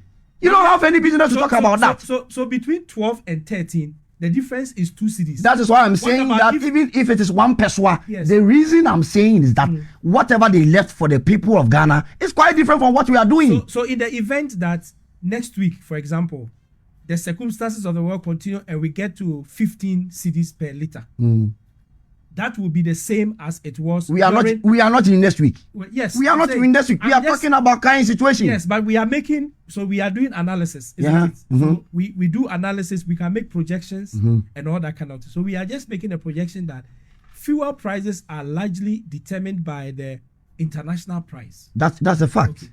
And then internationally, the price appears to be rising. So in the event that the price go today, as at this morning when I was coming up, I heard that it was at $110 per barrel on the international market. So assuming that the confusion, the misunderstanding going on continues, and the price continues to rise on the international market, and we come up and we are going to be buying it at 15, just like we were buying it before the president Akufo-Addo left office. What would be the explanation that the NDC will give to that? So whatever you are saying is that in an event, I want to land there. Yes. In the event. Yes. Or should in case. This is a conditional statement. It's a conditional clause. But let's continue to talk about the current situation, whatever we are enjoying now. So have you seen that the transport owners in the GPRTU, they met and they are saying that there has been a drastic reduction on the fuel price and whatever we are enjoying, so they are not going to increase any transport fare. So my sister is not going to affect the ordinary Ghanaian. Okay. We are going to enjoy the same thing. So, but fast forward, let me land on seconds. I'm saying that if my sister wants to come on board with analysis that the fuel price is going up, He should bring up what the economic mugu that they are trying to bring as another candidate again, that they should come and lead Ghana, whatever they did as an economist and whatever they left to the good people of Ghana, and come out and tell us this is the good thing that they did for us. Other than that, they have no business to come and talk about any economy and any fuel price and any fuel going up or whatever. The president of the republic is doing well. The NPA, the boss, and the energy sector is doing much well than what the NPP left in power. The president Mama is not a magician, but whatever happened at the global market, whatever happened as a genius factor, whatever happened, the president is assuring us that we are going to be on our feet, making sure that you have a resilient economy, we have a robust economy, making sure that the ordinary Ghanaian can walk to the fuel station and buy at the minimum of what we can do, unlike what the NPP left in, when they were in power. All right. Okay. So let's go on to the next line of discussion, and then I believe everybody's point has been made. All right. So Christopher says that Wilberforce, please tell Lady Amma that in Ghana we do politics with everything. That is why we cannot plant our own tomatoes. We love slogans and putting round holes in square pegs. What happened to the greenhouse cultivation or farming that President Nanado commissioned under the Planting for Food and Jobs? And I was there when this greenhouse was commissioned, actually in the Tema Enclave area there. So I know what you're talking about, Christopher. Okay, so no wonder Dr. Baumia said the NDC don't like reading. What is the NDC guy saying? Fuel, politics, who are supposed to keep quiet? Okay, so that's Kojo's message. Wilberforce, is it that the NDC guy is deliberate about his delivery, or he completely doesn't understand economic issues? Hey, today be today. Okay, so that is Asante's message. Abe says that the way Ghanaian politicians can sit on political shows and fight among themselves on things that they don't have control of is shocking. Even here in the UK, our petroleum prices have gone up. And that is Christopher Abe, who lives in the United Kingdom. So he's saying that he's surprised that there is a discussion going on over things that we don't have any control over. And that is why I was trying to ask Ojaba that the way he is talking about the fuel prices and using it for political purposes, you don't have any control over it. But if the price keeps increasing. On the same matter, right now, it's what, at 110? Yes, the fuel, yes. At the height of the Russian-Ukraine matter. Yes, it went to 121. Okay, so let's wait and see. Yes, it went to 121. Let's hope it does not go over 121. Yes. But if it does, it gets to 121 and goes over it, what are they going to do? Well, he says that President Mahama has a budget. It is at that time that we can talk. I'm saying that he says that President Mahama has a plan. This is a conditional statement. Yes. Why you don't even have to even say the if. This morning, as we are speaking now, it doesn't look like the Israelis or the Iranians or the Americans are prepared to stop this matter. No. So it's going to Donald Trump is planning to send Marines on the ground. All right. So it becomes a ground war. It's no longer going to be a missile war. Okay. So let's pray for life. Let's pray for life. Let's hope that we are all alive in the next few days and months. Yeah. And then we shall see. Okay, so let's do this last messages and then I'll go. Tell Ojaba not to talk as if John Mahama controls the future. We have every right to hold John Mahama's feet to the fire. NPP left fuel at 14.99 cedis per liter. What about electricity and water? And that is a question Lee is asking. And then Godfrey says that so Godfrey is using some very harsh words about you, which I'm not going to read on the radio. Abubakar Isaka is the president of the Cybersecurity Experts Association of Ghana, and he's joining us via Zoom this morning. Abubakar Isaka, I'm very sorry for keeping you waiting on Zoom. Good morning to you, and thank you for accepting to speak with us on Asase. Good morning, Asare. Thanks for having me. I was enjoying it, with the technical people, when we sit and then see how the politicians are battling things out. It is quite interesting. So I was highly enjoying the conversation. All right. Thank you for enjoying the conversation. But let's switch to SIM card re-registration. So this announcement by our current Minister for Communications is the third attempt as a country to register SIM cards. And some people are saying that, is it that it has become a procurement avenue for ministers to make money, or for a government to make money to exploit the people, or there is a genuine reason for wanting to do SIM card registrations? In fact, the former Minister for Communications, Ezla Owusu-Ekufo, has issued a statement subsequent to the comment made by President Mahama that the SIM card of the last SIM card registration of 2022-2023 was flawed. The former minister is indicating that it was not flawed and that it was the first time we had the Ghana card to link people's SIM cards with. And so as it stands today, that is what exists. From where you sit as the cybersecurity expert, give us your understanding of the purpose for SIM card registration and whether or not there is a need for a new process from where you sit. Thank you and good morning to your lovely listeners and viewers once again. The purpose of SIM card registration is to essentially identify who actually owns a SIM card. And in addition to the identification of the owner of the SIM card, also the purpose is to provide an avenue where Ghana will be able to trace the owner of a SIM card to its rightful owner. And also, if there are any cases, security agencies will be able to provide the necessary assistance.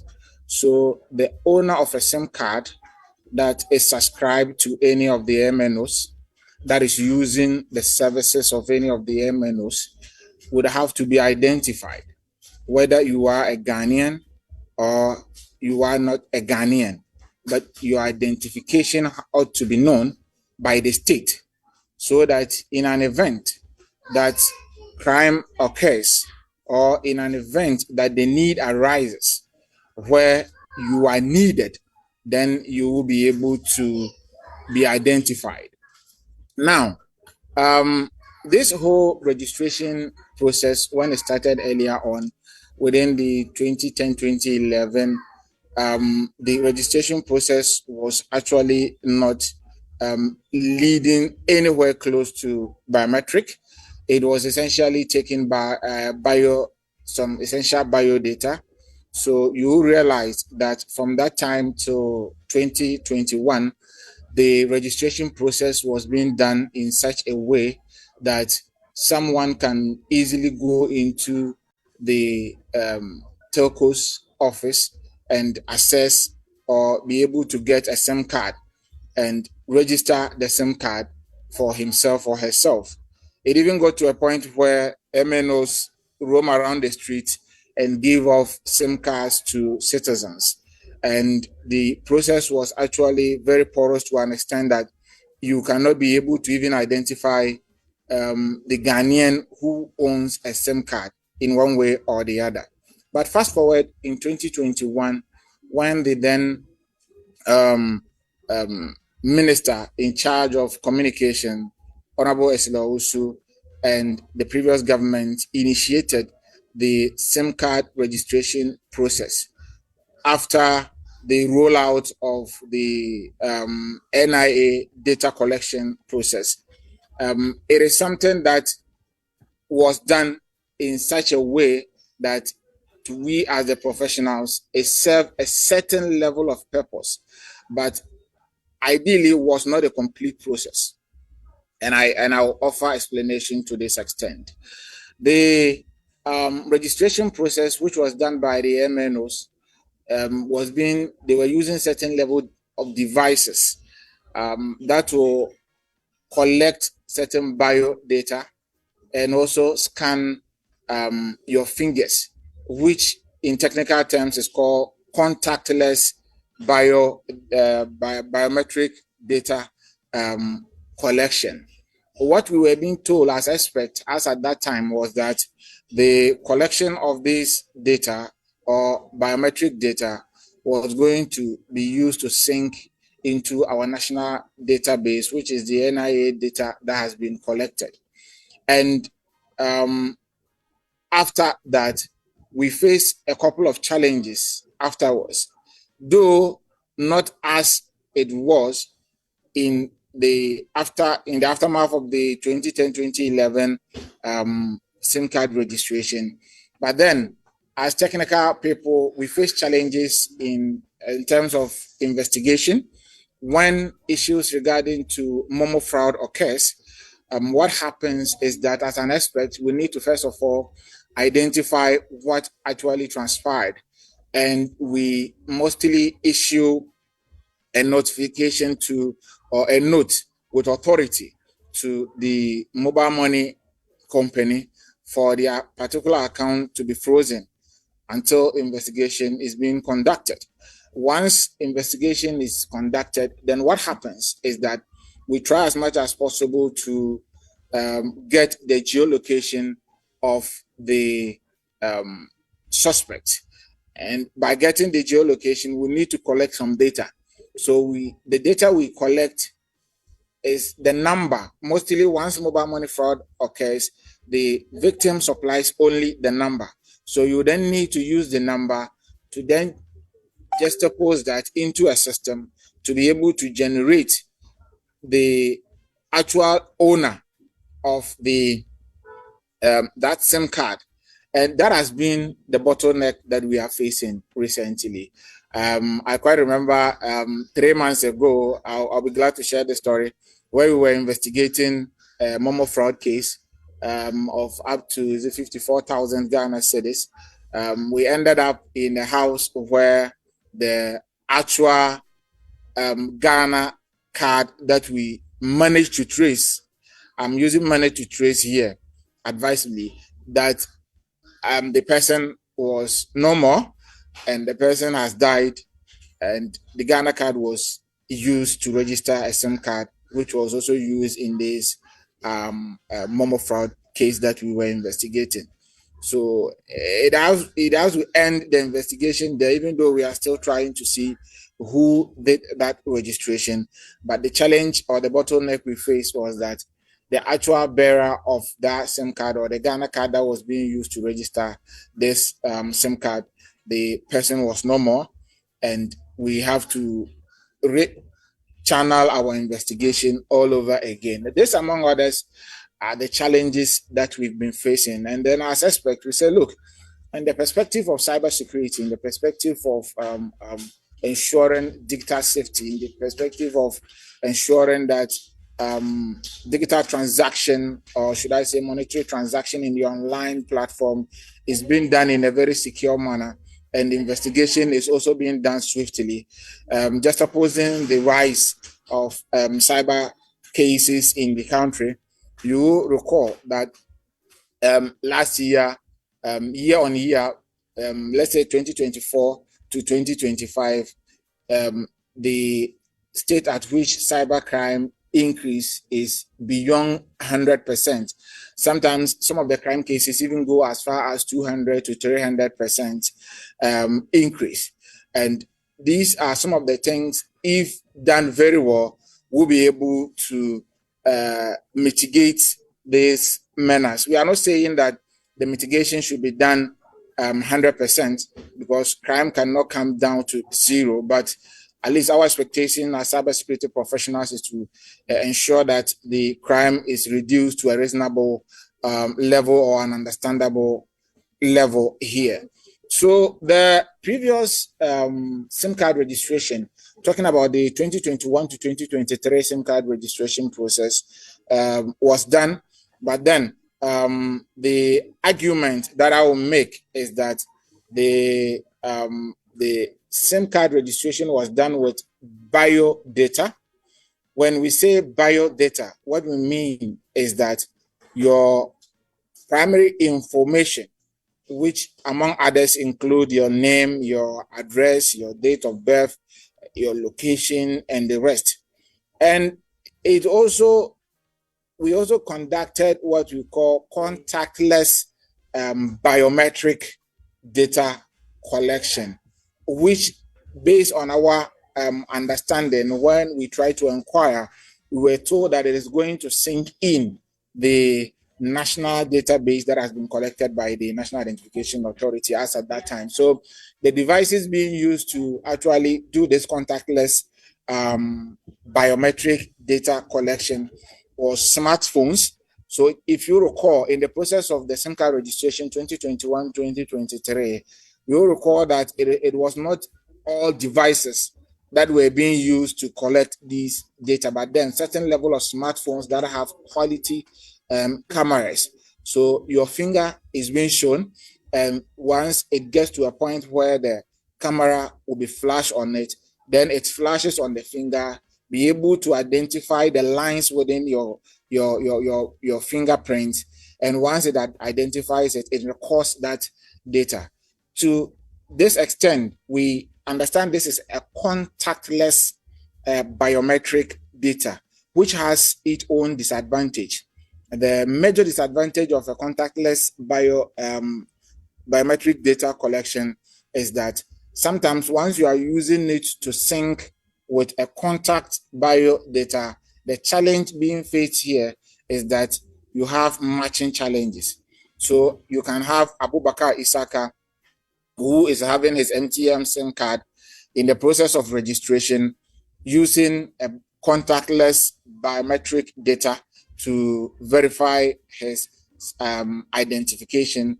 Then once this data is being used to link with my Ghana card, of which I use a contact method in verifying or collecting my biometric data, this contact form of data collection is where the device is actually being placed, my fingers nicely clean, and my fingers, all my 10 fingers placed on the device, and the device does a scanning. Once you are merging these two contact and contactless data, trying to merge them together provides certain level of matching challenges. And this, we believe, are some of the technical challenges that resulted in the 2021 to 2023 SIM card registration process. So Abubakar, so are you suggesting, so you're in the, technology changes almost every 18 months. There's a new upgrade in technology. And so I hear you explaining that the challenge of the previous exercise, which is the 2021-2023 exercise, was an attempt to link what was contactless to a contact process. So going forward, in the new proposal that the current minister is suggesting, what is going to be the mode of collecting of this data that the minister is suggesting we are going to go through again? The explanation we had, the sector minister is explaining that we are going to leverage on what we call the CEIR, which is the Central Equipment Identity Register. This register has been used by countries like India, and we have understood that the objective of their implementation of the CEIR is to ensure that every mobile device is duly registered using their unique identifier, which is the IMEI number. Now, if Ghana is going to leverage on the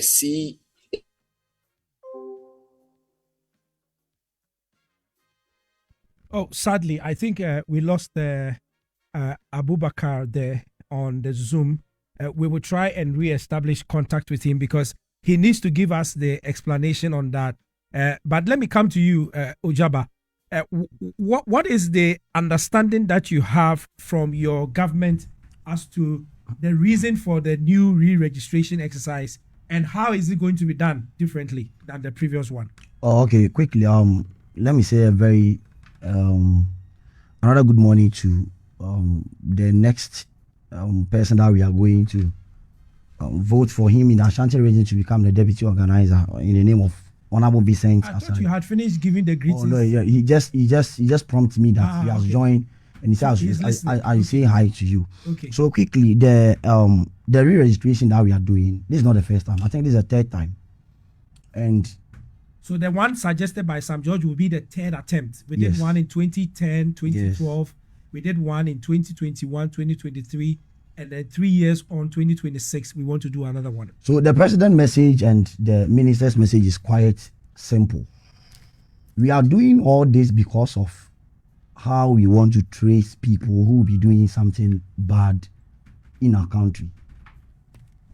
By fighting the cyber security, making sure that whoever is sitting in his or her corner trying to do something against the state, against somebody individual, we can fish out that person.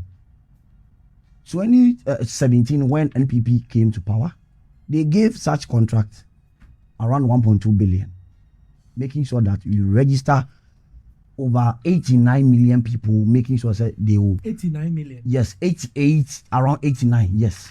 But Ghana, our population. No, it's like the mobile phone users. no, yes. Okay.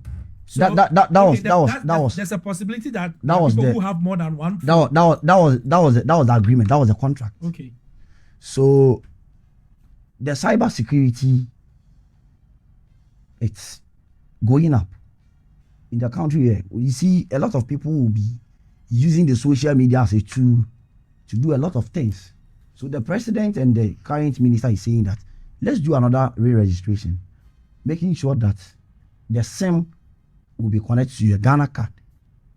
And let me say it's alleged, that's how we speak, that the former communication minister was not in good terms with the NIA boss. So they couldn't link the registration to the data that we are having at the NIA. Okay. But she has come to explain. And that's her part, because they are no more in government. She's trying to cover up, making sure that they will bring new. No, but we have to be factual, and we have to be also kind to everyone. And so I want to read exactly what the former minister said as far as that situation is concerned. She says that I have known Professor Atefa for many years, and at no point in time did we ever stop speaking to each other, either personally or professionally. We may have had disagreements, but I am too professional to allow differences of opinion to affect my work in any way. The only issue with that of the National Identification Authority did not allow the SIM registration system to connect to their database for biometric verification at that second stage. That was the challenge. This, however, did not prevent us from compiling a comprehensive database of all activated SIMs in Ghana. And I thank all well-meaning Ghanaians once again for their cooperation, which ensured that the mass registration exercise was successfully completed with the registration of almost 30 million SIM cards. And so this is the statement that Esla made. She acknowledges that, yes, she had some challenge with Professor Atefa, but she does not think that it affected the work that they were supposed to do, because the work was done. The challenge is what we are talking about. So the president and the communication minister is saying that we are not going to be in a queue. That is the fact we have now. I want you to hold there on the we are not going to be in a queue, because Abubakar has joined us back. Abubakar, we need you to continue with the point you were making, and sorry for the drop in connection. But the question I asked you was, what do you think is going to be differently done in this new exercise? And you talked about the fact that the minister is saying that he's introducing a system that has been used by India. If you can continue from there. Yes, I was referring to the CEIR system. And the difference in the registration as we receive the communique is that the mobile device, which uses a unique identifier, of which every mobile device that is being created in the world does not have such number, is the IMEI number. Now, the IMEI number is going to be used to merge with the number that the citizen is holding, which in essence is something that is like an upgraded version of the SIM card registration process. Now, the other upgraded session of this registration that technically we feel it is going to be very essential is the aspect of consent. Now, we realized that the privilege was being given to a citizen to register more than one SIM card. But then, this session, we are being told that the process is going to be done in such a way that a primary SIM card will be identified. So if I am using my MTN number will be identified as my primary SIM card. So in an event that I want to register any other SIM card, then there is going to be a consent which will be sent via a one-time password, which in short called the OTP, to my primary number for me to verify that I am in full support of the registration of this SIM card, which is going to be added to my Ghana card. That is the aspect of consent that we, the cybersecurity experts, we are anticipating to have in this registration if it so happen. And at least previously, we have instances where even at the point of the vendor, you have people registering, selling already registered SIM card, because obviously they had avenues to use other people's Ghana card and using it to register SIM cards that is termed as pre-registered SIM card. It has been a challenge in the aftermath of the 2021-2023 SIM card registration. We are just being told recently that new card registration cannot be done without the presence of the holder of the Ghana card, which is something that has been updated recently in some of the auspices of the telcos. But then we still have the challenge of pre-registered SIM card in the market. So the upgraded version, if you ask, Asari, is the EIR platform, which will merge the IMEI number to your number, and also directly sync the database or the biometric database with the NIA data that has been collected. Now, I would want to believe that the process is going to be a contact process. And if, from me, the perspective of a professional, if this is going to be a contact verification process, then that will mean that we'll still have an aspect of a little bit of a queue in this whole process, because at least, of course, I would have to bring my fingers to be able to put in that contact device for it to be able to verify that I am Abubakar Isaka, who is the bearer of this Ghana card number, now linking it to my MTN number. And once that is done successfully, then it means the linking has been done. I beg to differ a bit, maybe based on, I'm saying it advisably, maybe based on the technical advice given to His Excellency the President, but the statement said in Sunyani that once we have to use a short code to do this link, to do this verification. I see it from the technical point of view that you cannot use a USSD connectivity, code to follow the procedure to successfully satisfy a biometric process. You can satisfy a biodata process, name, contact information, look at your Ghana card and look at your SIM card and try to merge it. But to verify biometrically using a USSD code, I am yet to see a technology that does that. And that is where I am seeing that this new process will have to come with the clearest form of communication. What is the technical step that is going to be done in this whole process? What is going to be the procedure? Are we using a contact method in the verification, linking the Ghana card with the SIM card registration system? Are we going to ensure that we are including our IMEI number? And if that is done in that process, what is going to be the flow up? Is it going to be a self-service app that one will have to use? And in an event where we have unlettered people, or should I say the illiteracy rate in Ghana, of course, you and I know the statistical service data, the percentage that constitute this,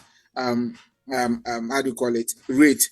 are we still not going to have queue in that? But then our focus as technical people is to get the end results done. End results that will ensure that we use our data very well. That will also ensure that at the end of the day, we have a very resilient data that we can use to authenticate who is a Ghanaian or who is using a SIM card, and we'll also be able to investigate issues of cyber fraud. That is the bottom line of what we are expecting as cybersecurity professionals in the country, because most of us are working with in intelligence, working in how do you call it, security agencies and the rest. And our objective is to ensure that once the crime is occurred, then we will be able to investigate and trace to the rightful person that actually did the crime or the suspect.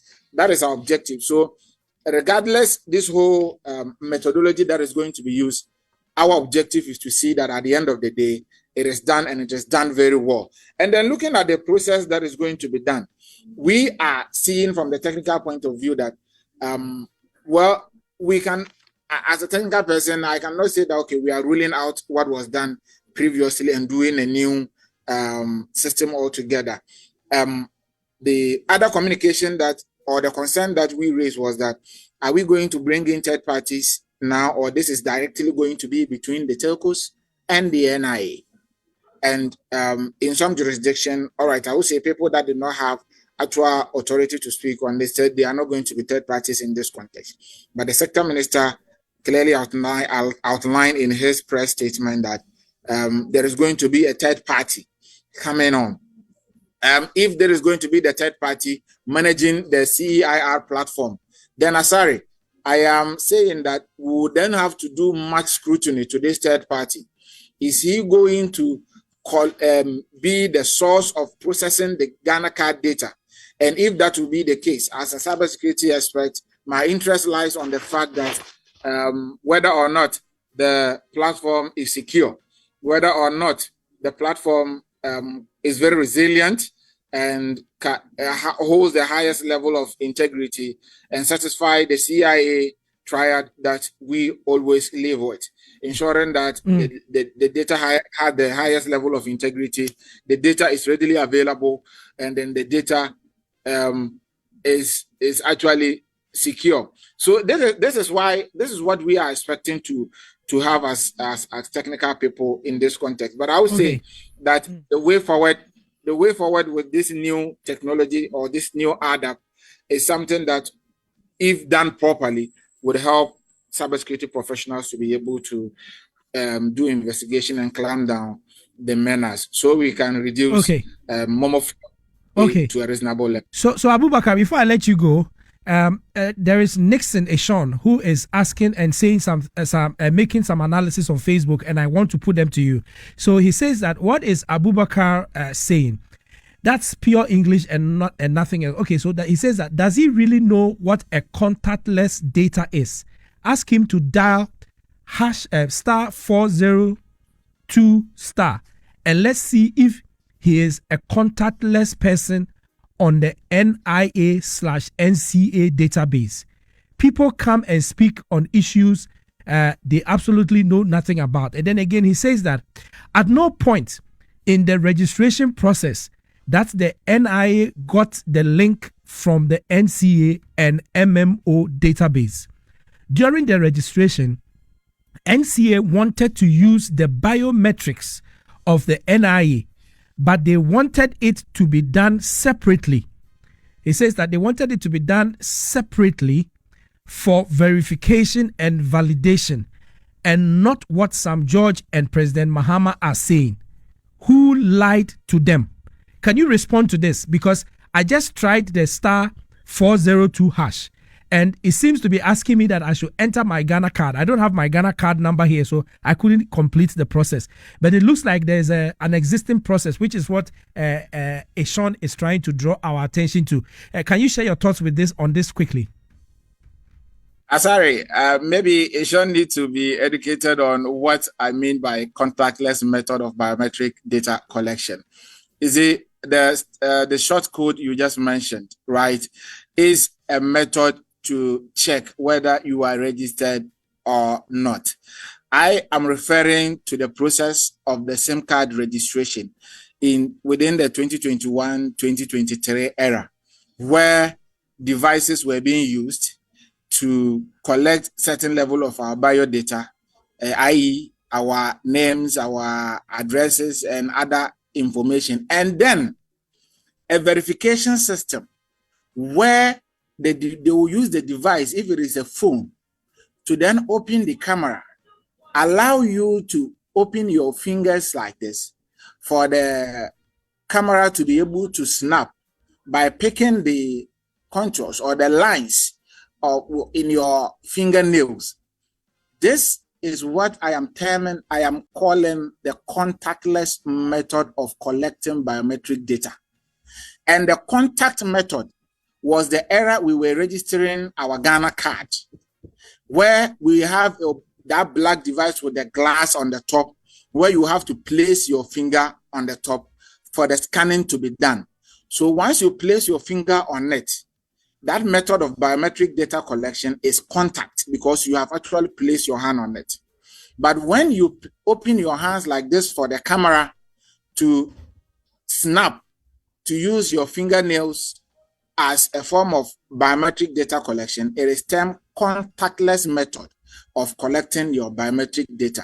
What he's referring to by dialing the short code is not a method in collecting biometric data, but it is a method to verify on the platform whether your Ghana card is linked with your phone or not. And that is the aftermath of the registration. So if I will explain a Sean's concern, then that is what it means.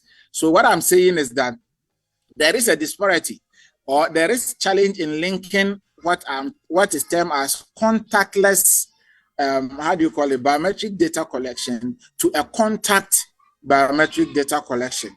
And if you recall, that is what the National Communication Authority, NCA, actually outlined in the audit that has been, that was outlined in the press statement. And that is what I'm referring to, and not, the short code. So, Azari, I think that is the clear part. I think you asked the second question, right? So the other question was that I intended to ask was that it appears that because technology keeps changing, it appears we might be doing SIM card registration every 3, 4, 5 years, because every 3, 4, 5 years technology is going to change. Are we going to have to rather get a system that we can improve on, instead of taking Ghanaians through the ordeal of registering their SIM cards? Almost, we did the first one in 2010 to 2012, and then 10 years on, we did another one. Now, 3 years on, we are doing another one. What it means is that every time the years are reducing. So it's possible that after doing this one, we are doing 2026, 2029, you come back and tell us that we should do a new one because technology has changed. So I'm asking this question: what can we do to make sure that we have a system that we can improve on, instead of having to do a new one altogether when technology improves? Well, I will say that when the platform, which is the CEIR, is being generated, IMEI number and your phone number connected to the through using your Ghana card. If this platform is done efficiently, I am saying this because we have done a number of studies in how other countries have implemented their own. And I use India in this case. Tanzania, in some few years, previous years, also tried something like that. And it worked to a certain point in time, but had challenges. And a couple of other countries. If this is done effectively, the sustainability of the exercise is to ensure we have an upgraded system, and not a complete overhaul, or a complete redo of the whole process. And that is what should be done, because in any system development or in any technological implementation, what is done is that the initial implementation isn't always the 100% perfect platform, but the constant upgrade, the modification, the fixing of the bugs, the correction of errors is something that gradually improves and fortifies, making that platform or that technological innovation resilient, and then standing the test of time, ensuring that it meets up with the technological trends that the current system is having. So I am very confident that once we are having such platform, then we need to have a certain level of foresight on the aspect of technological wise to say, look, this thing we are making, we need to make sure that it is the last form, but not word of mouth, but by action, technical fulfillment, infrastructural improvement, platform resilience, making sure that the data that is being collected, which is going to be utilized, passes through the right ports, highly secure channels, and ensuring that the data is being collected and it reflects the true identity of the ordinary Ghanaian. Mind you, even the Ghana card data we have we collected need that level of sanitization, because at a point in time, people use their GPS location, which weren't accurate.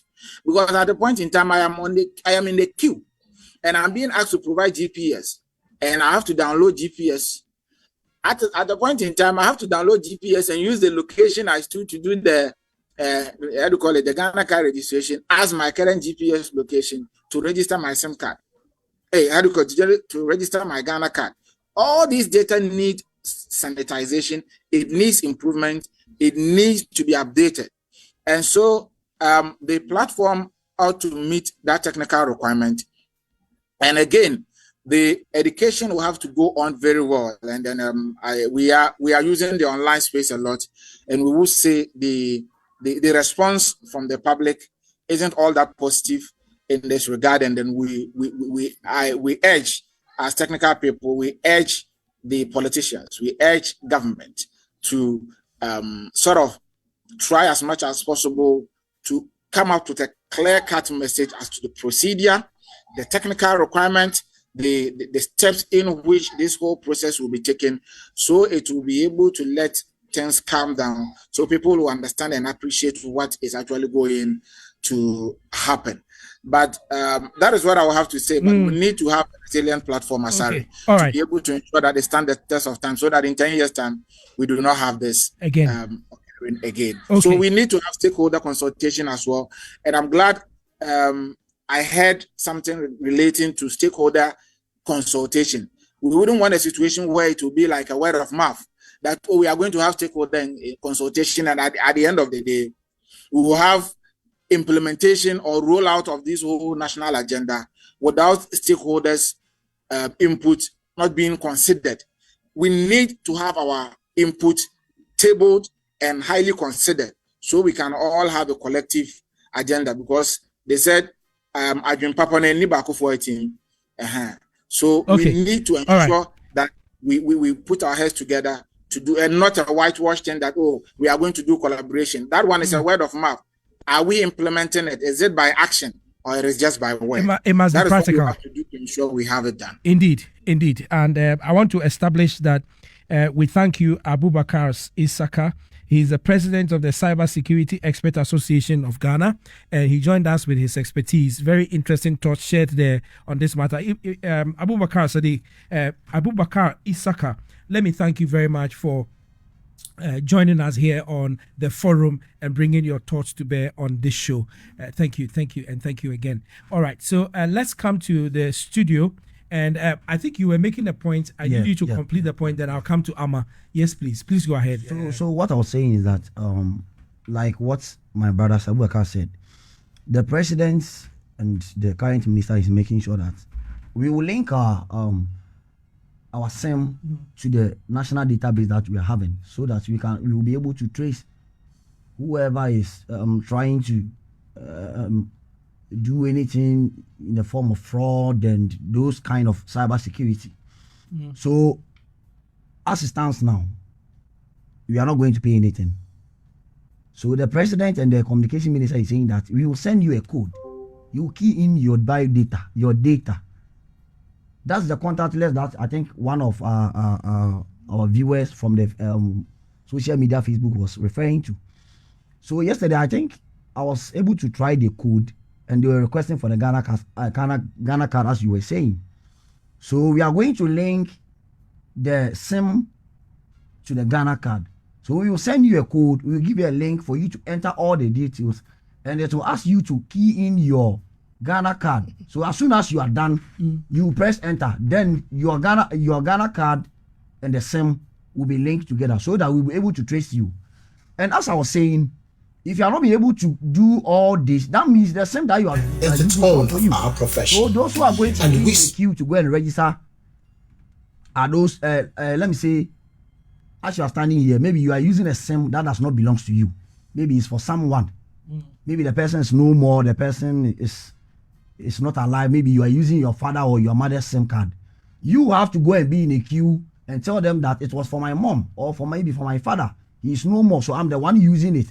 So that they will use your Ghana. Maybe I want to use the same number, maybe for purpose of business. That's the SIM that we are using. So they will link your Ghana card to the SIM that you are using instead of your mom or your dad old system that they were using. So those people are going to be in a queue. But you are going to be in your comfort zone. They will send you the code. They will send you the link. You enter all the details that they will be requesting. Then you will send. Then we will be able to link it to the NIA system that we are having. So it's in connection with the NCA, the NIA, and the telcos are going to take the cost. That's what you have been saying. But MPB's time, it was 5 Ghana. You have to, in fact, you have to even be in the queue for more than 3-4 days before you'll be able to do it. So this is what we are saying. It's free. We are not taking money as it stands now. And that has been the communication from the communication minister. And the president has also admit that we are not going to pay anything. So we link your data to the NIA system. Unlike the previous government, whatever misunderstanding that they were having at the NIA and the communication minister, they couldn't do it. So this system is going to help us to trace whoever is doing something bad. Okay, whoever is doing something under this cyber security, whoever is trying to fraud someone. So what is interesting is that we do know that the National Identification Authority, as it stands now, they allowed their system to be linked with SNIT, for example, with Ghana Revenue Authority, with the National Health Insurance Authority, yes, and then the Passport Office. Yes. And so if all of these were done, it means that the NIA believed in interagency collaboration. So what would be the difference for them to say that they will not collaborate with the NCA to do a SIM card registration when they have collaborated with SNIT, they have collaborated with the Passport Office, they have collaborated with the Ghana Revenue Authority, and all of these are top state institutions. SNIT is a top state institution. Ghana Revenue Authority is a top state institution. NIA, the National Health Insurance Authority, is a top state institution. In fact, and indeed, the Passport Office, very important state institution. If all of these institutions were linked, why would the NCA be an exception? Because the NCA is not any better than the Passport Office, neither is it any better than the SNIT office. And so collaborating with the NCA couldn't have been a problem. If the NIA is on record to have collaborated with all these other agencies, and it is on record, it is obvious, it's there that they did collaborate with them. So what is really the challenge in collaborating with the NCA? What would be the challenge? You see, the purpose of the NIA is to make sure that we will have our data, we will have a system that you and I can believe that this is the system that we have at any time in point. We can go there and fetch out the information that we want to. We can trace whoever that we want to trace. You see, as Abu Bakar said, NDC, we believe in stakeholder engagement. So whatever is churning out there, that it's going to be maybe something solely that we are going to pick, maybe NCA alone, or maybe pick different different kind of maybe the system that we are going to use. It's quite different from what maybe it is turned out there. And I believe we are going to do a stakeholder engagement. So if we are going to do it with the NCA, we are making sure that they can do it and do it properly. Because for what I know, we are having some challenge when it comes to network and in some other areas. So we are putting all these measures in place, making sure that whoever is not close to wherever network is can also have access to the registration that we are going to have and whatever that we are going to do. So for what you said, we don't have any issue to work with any of the agencies that you are saying. And there has been a trend that any time that we are doing a SIM registration, there's going to be one entity that we are going to use to do, either NCA or whatever that we are going to use. But the fact of the issue is that for what the president is saying and what the minister is saying, before June we commence and the process will start, we will do a stakeholder engagement and make sure that if we are giving it to Assassin Radio for them to do it, that means they can do it and do it properly, making sure that you are not going to have that challenges. So it's not any issue for what you raise. But on another note, it's going to be free, as I said. We are not taking any down from anyone. That is the communication. And so I want to re-emphasize on what the communication minister is saying and what the president is saying. We are not going to be in a queue. We are not going to be in a queue for 3 days, 4 days. We are going to do it. So those who are going to be in a queue is that maybe you are using someone's SIM. Now you have to go and justify. You have to go and let them know that this SIM does not belong to you. So you want to link your Ghana card to it. Okay. So that's why we are going to Let me come to Amma, because I want us to touch on the last topic briefly before we close today. So Amma, we will take your thoughts. Just before we do that, I don't think, this is Lee, he says that I don't think people have to waste their time for another scam. Look at the money they have generated from the poor Ghanaian youth in the name of security service enlistment. Even in the UK here, scammers still find a way to scam people through SIM box. Tell Sam George that what goes around comes around. Ghanaians are going to reject it by forming stubborn academy as he did in the past. And that is a message that Lee is sending. Wilberforce, the problem is not about the registration of SIMs. It's about the flaws and weaknesses in the system of telcos. Technically, the platforms being used by the telcos is weak and very manipulative. It's unfortunate, but after registration of the SIM, if the telcos do not change structures and mechanisms, nothing will change. And that is Sylvester's submission. All right. So I think Nana Owusu also has a message. I am surprised that the government is always meddling in the registration of SIM cards. Is this not the ambit of the telcos? There is an underlying political motive behind this. And then Nana again says that where in the world does a government register SIM cards? And it's a question he's asking. It's only Ghana. Leave this menial job for the telcos at the point of sale by new customers and allow the institution behind the scenes. We are being informed that the NDC wants to create this new data as a strategy to skew the next general elections. Ghanaians will not re-register their SIM cards, whether it's free or not. This is a scam, and that is Nana Owusu's message. Amma, we are in your hands. You know, I've been quiet throughout this whole matter because I find it quite interesting and funny that all of a sudden, the last one was done when? 2021 to 2023. So how many years now? 4 years? 3 years, yes. 3 years now. It ended 2023, so we are in the third year. Third year, okay. And during the time we're doing that, the current minister, Sam George, there are videos of him going around asking Ghanaians not to register. The famous one that went viral was the Stubborn Academy one. That you had him and now current Edem Abana. Edem is MP for where? And then I think I also saw Mr. Sylvester Tete in that video. He was just looking at them, and I'm sure he was looking at them because he has experience. He's been, he's a senior member, so he was just looking at them and he was thinking that. You mean he was looking at the He was just looking at the two of them. The boys. Yes, okay. and they were there displaying, in my opinion, immaturity at that time, because Sam George was an MP. In fact, he was on the communications, of Parliament, Committee of Parliament. Yes. But he came out and was vehemently against the registration. And his reasons at that time, honestly, to me, didn't make sense. One of the reasons he gave was that the then minister was stealing money, or was whatever it was, going together with the people, and they were going to steal from Ghanaians. And Ghanaians shouldn't go down the line, go and register. How many years down the line? 3 years down the line, he has the moral turpitude, and he thinks that he can come and tell Ghanaians without apologizing, and come and tell us to go and register for what?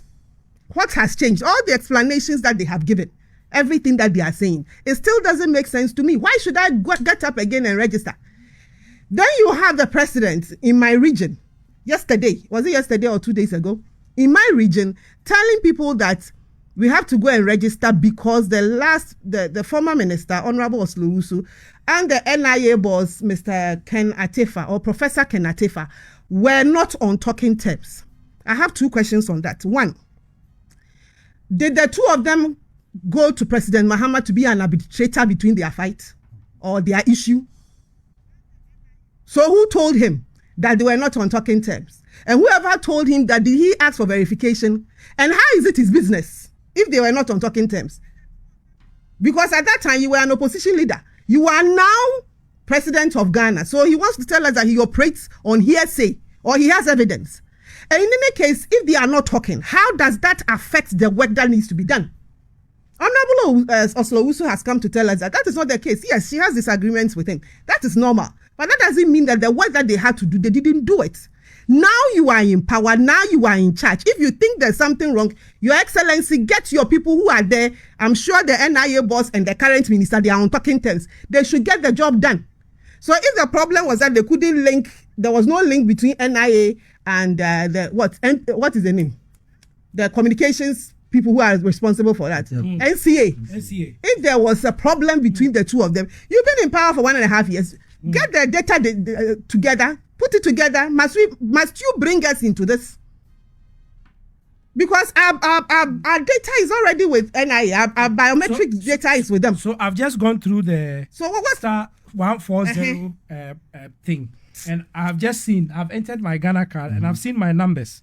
So my 2 numbers have all been sent to me by text, showing that these numbers belong to me. Yes. So now what is the problem? When you were speaking, I didn't speak, please. So I don't have any. So what exactly is the problem? I can only conclude that just like how Honorable Sam George was saying about Honorable Oslo-Owusu, he wants to steal. Honorable Sam George wants to steal. He wants to make money illegally from this process. Otherwise, explain to me why you want to put consumers and Ghanaians through this process again. And I am quoting him. I'm repeating what he said about Oslo-Owusu. That Madam Oslo-Owusu and that is why he went on the agenda and the tangent of Stubborn Academy, Ghanaians shouldn't register.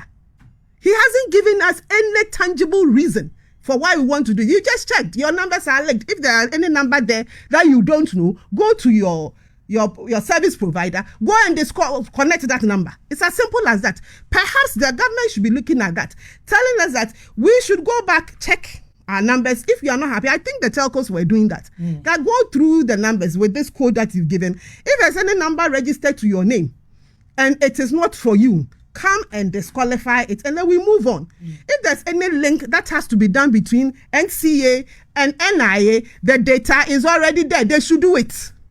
This is not something that you come and bring all of us into it with all these complicated explanations.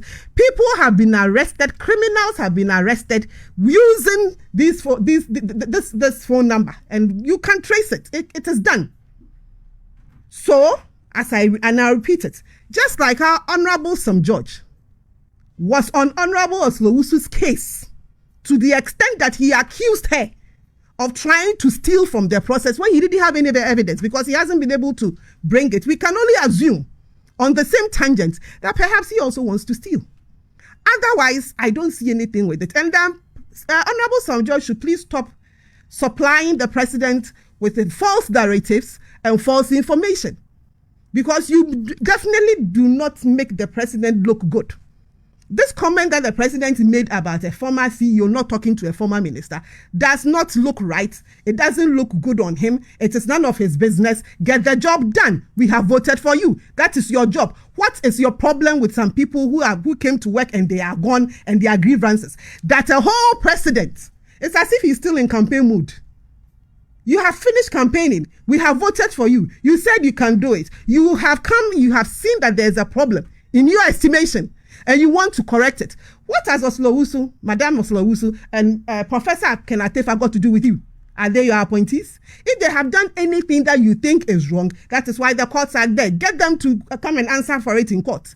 But you do not go and stand on a public platform in front of Ghanaians and tell us that because the two of them were not on good terms, the work was not done. How? And we have a whole president of Ghana. This is your justification for us to go back and go and register again. Is that the excuse? Is that what he's telling us? That is the reason why we all have to go back again?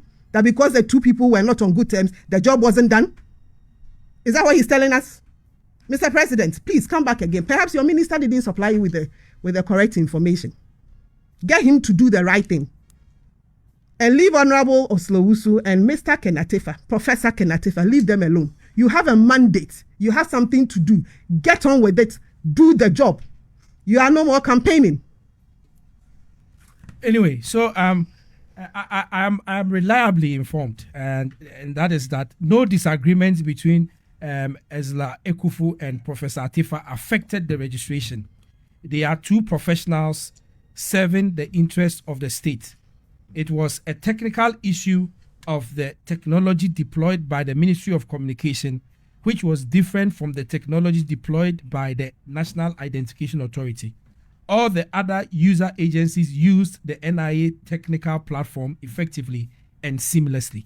And that is the point I was trying to make, that if it's on record that SNIT, the National Health Identification, National Health Insurance Authority, the Passport Office, and all of them engaged with the NIA, it must have been a technology disagreement and not the disagreement between two personalities. Anyway, so I have a message also from another friend of mine who says, okay, so on Facebook, Kwabna Sapon says that with your indulgence, say, tell Sam George, say, we no go do, simple. And so it's like they are just trying to repeat the stubborn academy position back to Sam George. So it's more like karma. Whatever you bounce on the wall will bounce back at you. So people are just repeating Sam George's own words back to him on this matter. Okay, so the other message that I saw here was that the message was that if you want to know that John Mahama and Sam George are lying, just dial *402*1# and input your Ghana card. You will see all your numbers linked to Ghana card. Everyone is linked. And that is what this message is saying from a very good friend of mine, Maxwell. Okay, so you wanted to make an intervention, okay, quickly, so that we can see if we can talk about the last topic. Quickly, have you forgotten that there are some SIM cards that some people are using, but it's not bearing their name? Is that, have I forgotten? Yeah, maybe there are people who have gotten SIM cards. It's in the system. Okay. In fact, but it is registered to somebody. It's registered to somebody. Maybe the person is not aware. You see, I was having some SIM card.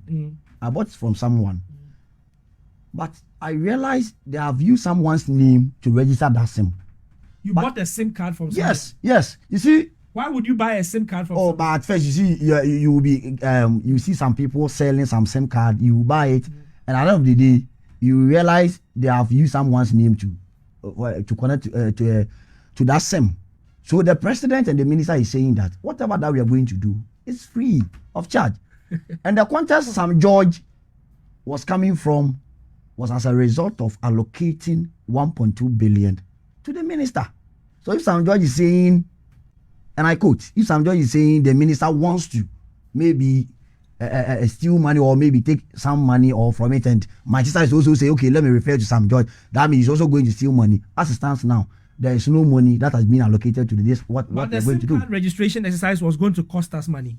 So if budgetary allocation was made for the exercise, why would you say that the person who is supervising the process I'm not defending what Sam George said. Okay. But I'm saying that as it stands now, there is no money being allocated for the exercise that we are coming to do. Really? How is it going to be done? No, we are saying that it's free. No, but it's going to cost the I'm state. coming. We are saying that it's free. At first, you pay 5 cedis. Yes. But we are saying that it's free. The state is absorbing the money. That is it. So the telcos are going to take the cost. Is it the telcos or the state? However, the telcos did not decide to do registration. It is the state that says he wants to do it. We are doing the it. Government, At first, we pay 5 Ghana cedis. But as it stands now, we are not going to pay anything. We will just send you the code. Yeah, so the then government you will do is it. going to pay for the system. For it is there any money that has been allocated? I want to know. Yes. No, I want to know. Is there money? Of course, it's going to cost us. No, what is the money allocated for now? Well, I don't know. Sam George has to tell us the cost. So that is why I'm saying that we will do a proper stakeholder engagement. Okay. Then we will know the direction that we are going to take. Yeah. But for what we know now, we are saying that the ordinary Ghanaian is not going to be in a line and going to pay another 5 Ghana cedis before the person will be registered. We will just send you the code. Then you do the registration. Yeah, so you are saying that there's going to be a registration process. You are not going to bill the Ghanaian for it. But it does not mean that it's not going to cost the state anything. It's going to cost the state some money. So at first, yes. you pay 1.2 billion. 1.2 billion was allocated. Yes. But you still go and pay another 5 Ghana. Yes. So this time we are saying that we are not going to pay any 5 Ghana. We are not going to pay any money. Oh, no, yes, that I understand. So that's the point I'm coming from. So let's wait for the. Somebody said I should ask you to dial star. That thing is there. But I'm saying that. If I dial star 40 star 1 hash, whatever that you are saying, and if I'm able to link my Ghana card number to it will prove that the SIM that I'm using is for me. So whatever that I'm doing is against the state that breaches the constitution in Ghana here, I can be traced. That's what we are saying. So if you are using a SIM and the SIM card that you are using is not for you, we can trace you. Okay. So we are saying that we want to trace whoever is using a SIM. If there is any cyber security, if someone is defrauding someone or whatever, we want to put all the data and everything together. So if you want to trace Wilberforce, we will know that you are in Assassin Radio here. We will come and pick you. That is the data that we are trying to make sure that we put the two of them together. So if you dial the star 40 whatever and link the Ghana card, if the SIM is not for you, that means we can't trace you. Okay. So we want to have individual Ghana card being linked to your SIM. So that if we want to trace you, we can do that. All right. So Nana, that's the reason why we are saying we are trying to link the two of them together by fighting the cyber security and defrauding people in Ghana here. So the president, before you go on, you see, the president is not being misinformed. Me, as I'm sitting here, if I'm having issue with someone, and because of political expediency, I want to sit here and say I'm not having issue with anyone. And I was expecting Esla to come and tell us that, ever since we started work, I don't have any issue with Professor Kenatifa. But if she's saying she's having some challenges, that means there's some iota of truth in what the president is saying. So if two institutions like this are fighting, technically it's going to affect the work that they are doing. So the president is giving out the information that he's also having. He's also a Ghanaian like you and I. So if the president is saying he had the information that the communication minister is having problem with Professor Kenatifa, that means they couldn't do the work that they were supposed to do. So this time around, he is trying to make sure under the resetting agenda, putting the NIA and the SIM registration together by linking all the data together for us to reset the sector. Okay. It has nothing wrong to do with what my star is saying. So the president has been given the mandate. He's making sure that all the reset agenda that we are putting across will affect all the ministry. That's the reason why he agrees with the minister with the direction that we bring it on board, saying that let's do the SIM registration. Okay. If this is going to help us fish out those who are operating under the cyber security, who are defrauding people, who are calling Sister New Landing, we will be able to fish out those people. Okay, so that's fine. Nana says that, Madam Amma, that's an excellent delivery. There is no sense to re-register the SIM cards if you can check your phone number is active. The telcos must rather be taxed to do that job, and the NDC Abam Papa must focus on developing of the country. That's what they were voted for, and that is Nana's message. Maxwell is the one who said I should let you dial star 402 star 1 hash and enter your Ghana card.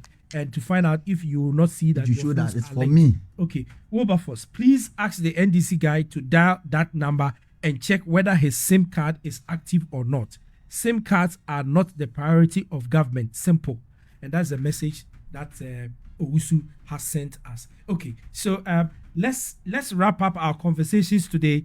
It appears that the president and his government have made a U-turn on the issues about teacher licensure exams.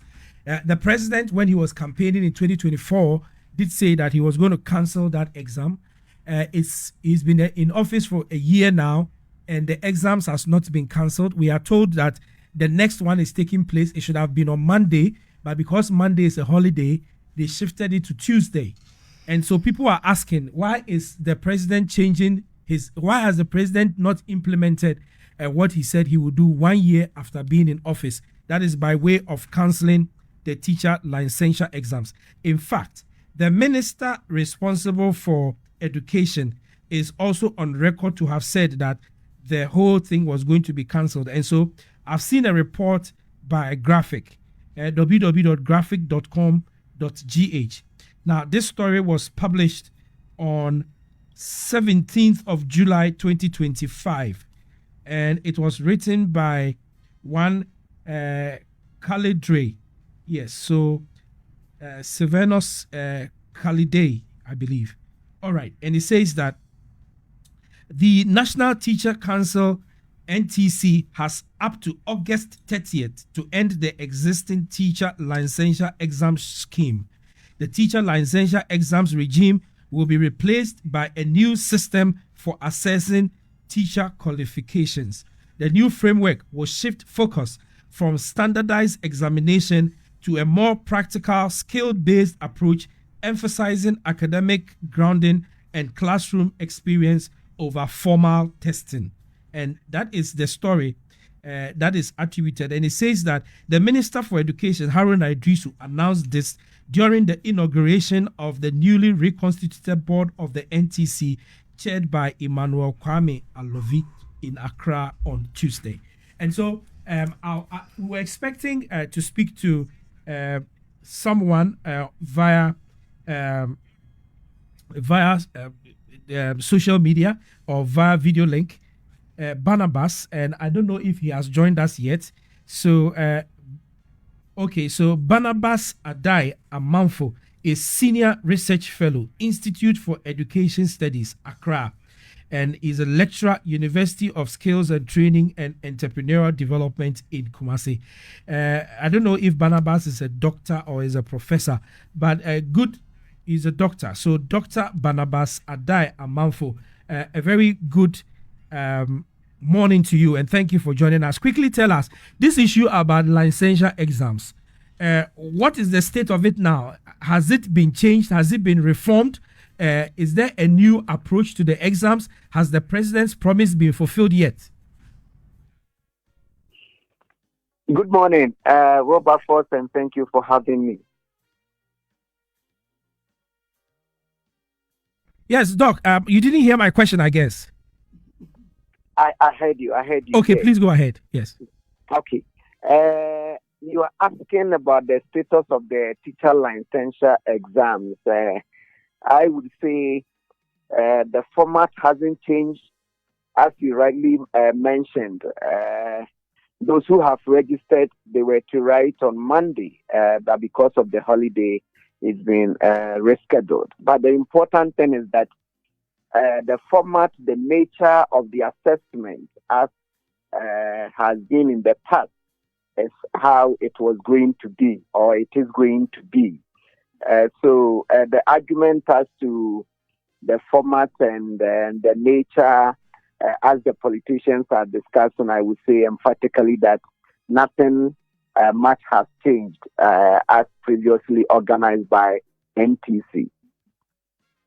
Okay, so from where you sit, looking at the political promises that were made by way of counseling and all that, and the promises that have been made subsequent to that, do you think it will be the right choice to amend the teacher licensure exams as it stands now into anything else? And if it is feasible, what will be the amendment that you would recommend?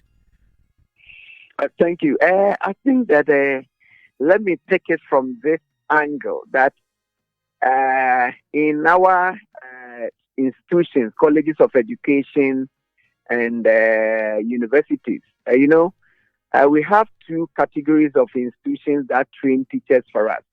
So one, colleges of education, all of them. Today we have 48 of them in the country. Then we have universities. So today, initially University of Cape Coast, University of Education, Winneba, and my university, that is University for Skills Training, formerly called Amstead, that the name has changed. Then almost today, Legon, Tech, and many others, all of them have faculties that train teachers. So when these teachers are trained, mostly their next destination is to be in our pre-tertiary institutions, that is secondary and basic schools. And Wilberforce, by best practices, when we study what we call professions, we study that there are certain features that make a group of people professionals. And I can say one of them that doesn't miss out is licensure. That is a regime for licensing. So when you take nurses, when you take medical doctors and many other groups, the regime for licensing is there. And therefore, the question is teaching a profession? So if teaching is a profession, then the regulatory function, which is licensing, is very important. And therefore, sometimes I get quite incensed that you have teachers, professional teachers, so-called, supporting politicians that counseling, the argument initially, when you follow the argument, campaign promises and campaign platforms, Wilberforce, it was all about, like, there were no common stands. We will cancel licensure exams. We will cancel licensure. We will cancel a whole lot of. After winning elections, the arguments are also shifting somehow. But the point is that as a professional, as an educationist, and I'm glad to inform you that I taught in the pre-tertiary level. Anybody who understands our education system, I rose to the rank of a deputy director of education before leaving GS. I taught in not less than 4 senior high schools in Ghana. Today, I'm a lecturer in the university teaching in the education faculty. Trust me, I would say, from a professional point of view, that by best practices, teacher licensure is something that, as Ghanaians, as parents, we must be very happy that we are getting a regime where professional teachers, licensed teachers, are going to handle our children. So for parents, that should be our joy. As professional teachers, we should be happy that this licensing regime is available, and it should be a tool, a starting point for teacher unions to stand on it and ask for more enhanced allowances from government. Trust me, Wilberforce, you can let your team check. 2023, January, according to National Teaching Council, about 16,000 teachers in Ghana had applied for what we call QTS. QTS in UK is called Qualified Teacher Status. That is their professional standing. So if before you can teach in the UK, you must qualify for QTS. And before you can qualify for QTS in the UK, you must have license. So normally, when they apply to teach in the UK, they rather refer them to NTC. And this is on record. In January 2023, 15,000 Ghanaian teachers had applied. And by June of that year, 10,000 of them, after perusing their documents and status and everything, qualified to be teachers in the UK. Why? Because of the licensing regime that we have here. That is by international standards, it is acceptable and all of that.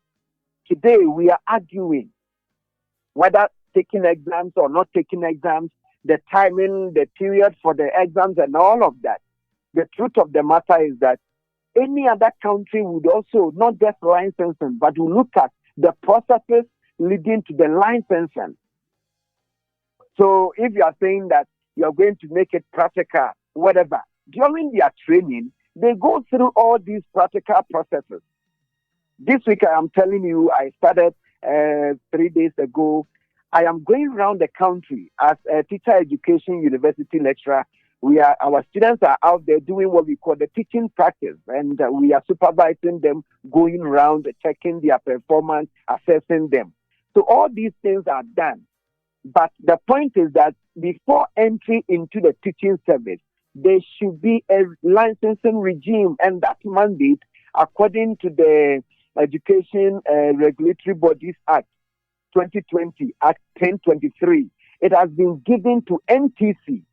And for me, I don't see a problem with the current dispensation. The truth of the matter is that even since the first implementation was done in 2018, September thereabout, Wilberforce, there have been reforms. The number of exams that they used to take, the number of papers, the kind of content, and a lot we keep reforming. If it is about the period where they write, some are saying that, I think people are thinking that it is only those who are in the colleges of education who write the licensure exams. That is not true. That is not factual. Students who go through the universities also write it. So if you are thinking that we should fix it with those in the colleges, only thinking about them, what about those in the universities? Are we going to have another regime for them? So all these are issues that we need to discuss. But I would end, maybe you may come again, by saying that I am surprised, and I get a bit surprised that you get people who are supposed to know better speaking against licensure and the current regime or the processes as we have it. We can always improve, but for me, if you ask me, is something that we need to just uphold it and see how we can innovate and we can improve on the system that we have.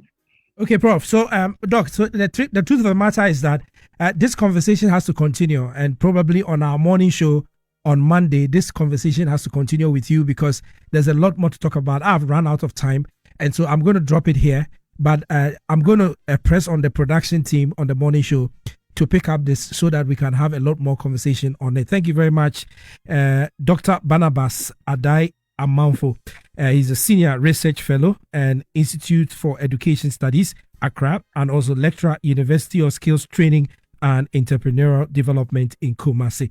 Thank you indeed for sharing your thoughts with us. So we have 1 minute each to talk about this issue. I'll start with you, Ojaba.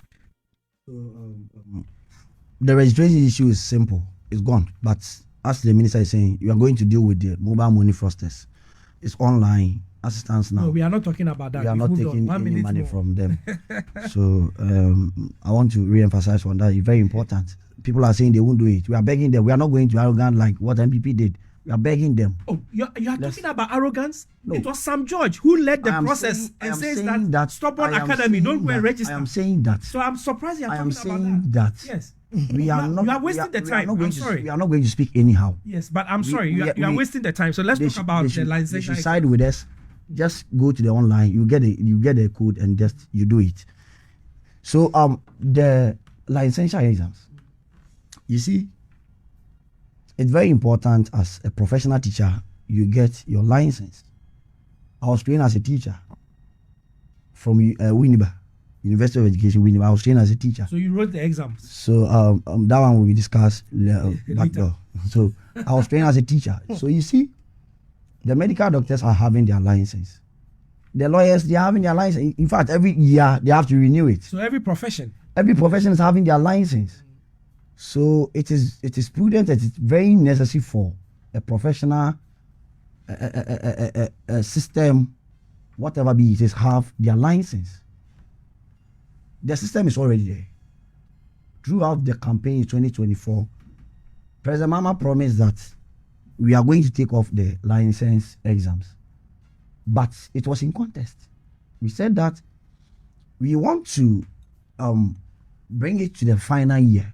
Before you come out as a professional teacher, you have the license you write it at the others were even proposing to write it at the final year so that you have your license before you come out.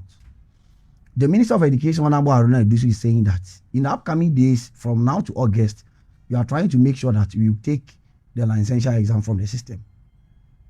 It's 4-year mandate. 1 year, 2-3 months down the line, with a 4-year mandate the Ghanaians have given to President Mahama and NDC. We are saying that we are not going to say we are not going to take it off. It's a campaign promise.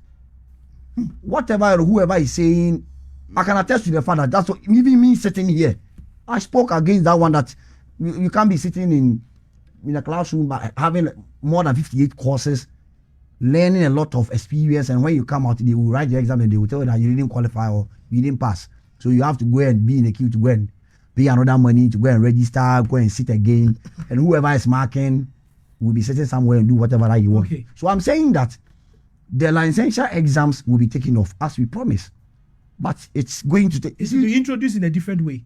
When by all means you write exams before you finish the school, you have to write it and have it attached to your certificate. Okay, let's listen to Mahama Yaga. He's the majority leader, and he made a comment about this licensure exam. So let's listen to it. I'm sure we can take some 5 minutes extra 5 minutes to do this, and then before we go, so I'll come to you, Amma. This is Mahama Yaga, the majority leader. NDC never promised to cancel licensure exams. We promised to incorporate it into the general examination system of the colleges. That's what we promised. And what we are doing today is fulfilling exactly what we promised to do. That's what we promised. Go and pick our manifesto and show me which page we said we're going to incorporate it. The way that you propose to organize licensure exams is what we objected to. The manner in which you intended to do it. So we said it will be incorporated into the general examination. Okay, so Mahama Yaga saying that the party, the MDC did not promise to cancel it. They said they were going to incorporate it instead of cancelling it. But because of time, we've run out. Let me take Amma's thoughts. I'll take Amma's thoughts, and then we can close the show. Amma, please. Well, what about us? As you said, we don't have time. I would have appreciated it if you had played President Mahama's promise to the teachers. Oh yes, we have President Mahama's voice. Exactly, and how the teachers responded. The trainees. Let's take a listen to President. How they were Mahama. so excited. Yes, let's take a listen to President Mahama. Yes. We shall reintroduce automatic posting of teachers. And we shall scrap the teacher licensure exams.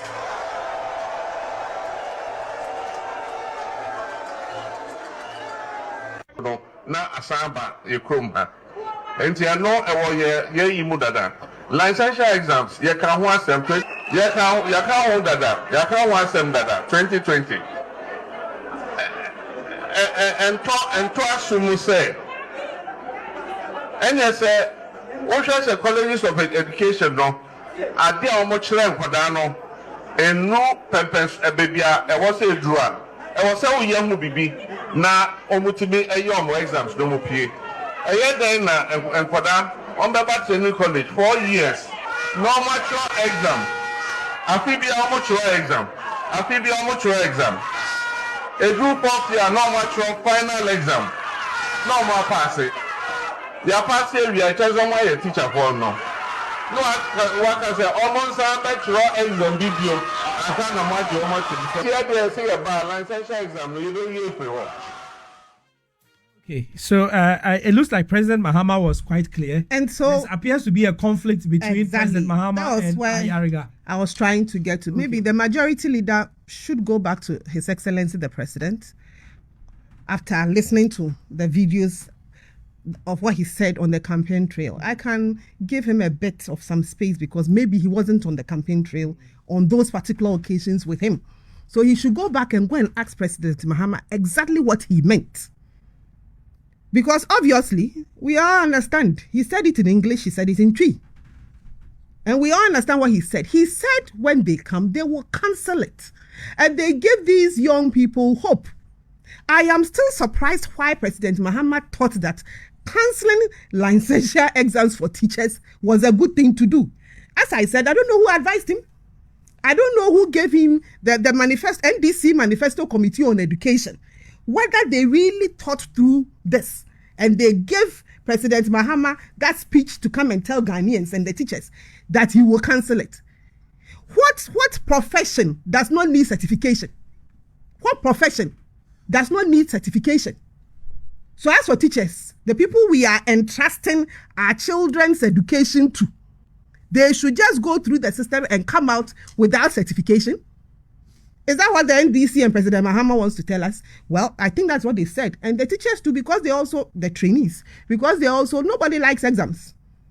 We've all been students. We just don't like exams. But the fact that you don't like exams doesn't mean that you shouldn't have it. You need it to certify that you have done well and you are now ready to go and impart knowledge to young people. Now you've gone to promise them. And of course, after taking over office, you realize that teachers cannot just go like that without certification. So it is a good thing. And now you are trying to backtrack. The teachers are waiting for you. Those ones that you promised, they are there.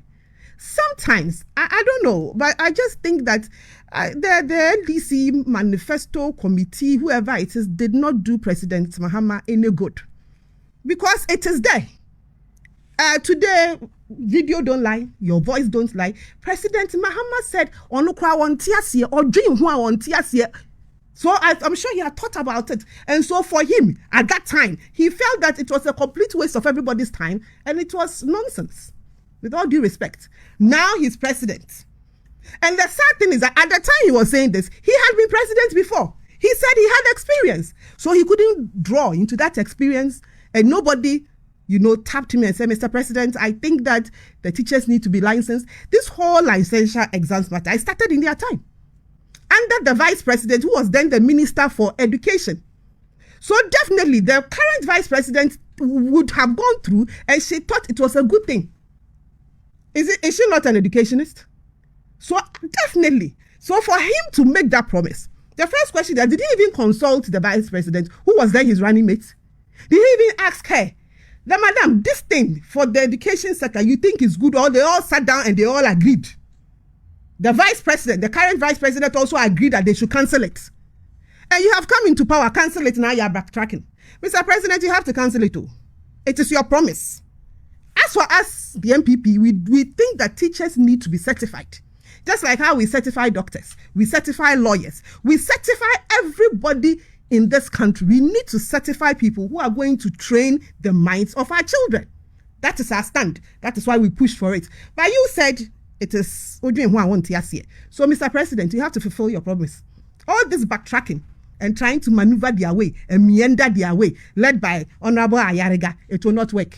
You made a promise, satisfy the promise. Otherwise, they are waiting for you. We are also here. We will also make sure that you satisfy that promise. Okay, so Nana Owusu says that the NDC have also increased the licensure exam fees. Imagine. That's a I'll cancel it. You have increased it. Oh, the licensure fees. They've increased it. Okay. There was a general fiat that all government services was going to be increased by 30%. Okay. People felt that these were not part, but exams, everything that is provided by government, the NDC government increased it by 30%. So the last message before we close, simple question. What is the relevance of licensure? How come students pass final exams but fail licensure? Licensure is for quality assurance and benchmark standardization. It is just like FDA and GSA double checking a product after it's been passed by the factory or manufacturer. And so I think Abdul Basit Mahama is saying that the licensure exams is for purposes of standardization. And we need to do it because that is how you probably, like the way our women, our mothers used to do, I've forgotten how that thing is. Like they have this thing that you used to shift, and then you would separate the chaff from the main thing, and then get the right thing, that kind of stuff. So Abdul Basit Bama is trying to say that the licensure exams is what is used to make sure that you get the best going into the classroom out of the rest, to go and teach. Okay. But the NDC does not agree. So unfortunately, President Mahama does not agree. They do not agree, so they should stick to their promise. For they purpose of cancel clarification, the licensure exam, it started in 2018. Okay. It didn't started in NDC's time. Okay. It started in 2018. And you say you so don't my sister agree. is lying. You it started in 2018.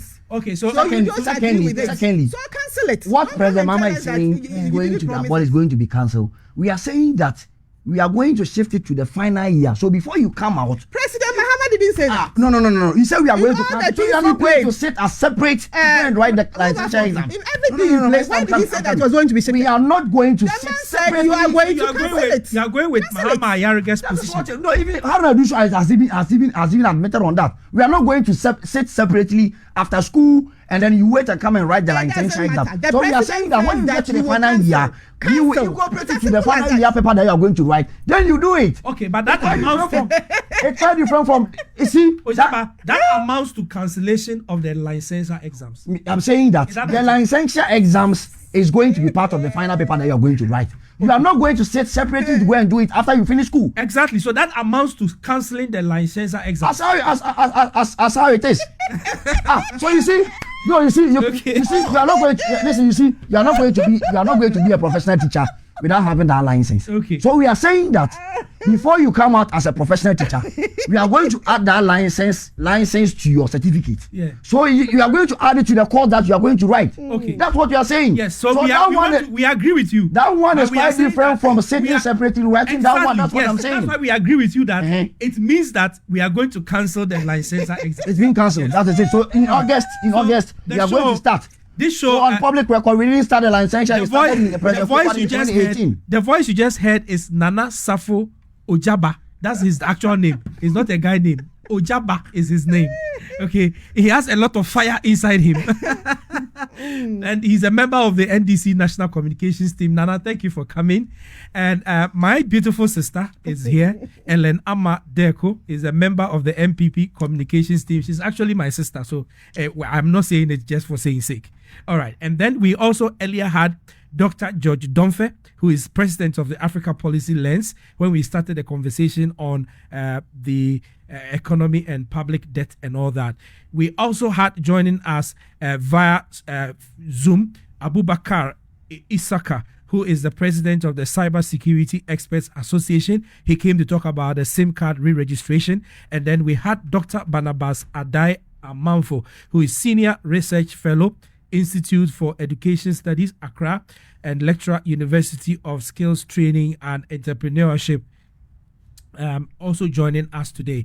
So, ladies and gentlemen, thank you. And for all of you who joined us on Facebook, sharing your thoughts from Nana Owusu to Maxwell, to Lee, to Christopher, to all the others, Kwabena, Sapon, Nana Owusu, everybody who joined. You are part of this show. Abdul Basit Mahama, you are Nixon, Maxwell, Godfred, all of you who, Asante, Isaac, Kojo Efriye, all of you who joined this show, Christopher Abe and Asante, Sylvester Boating, everybody, we appreciate your patronage.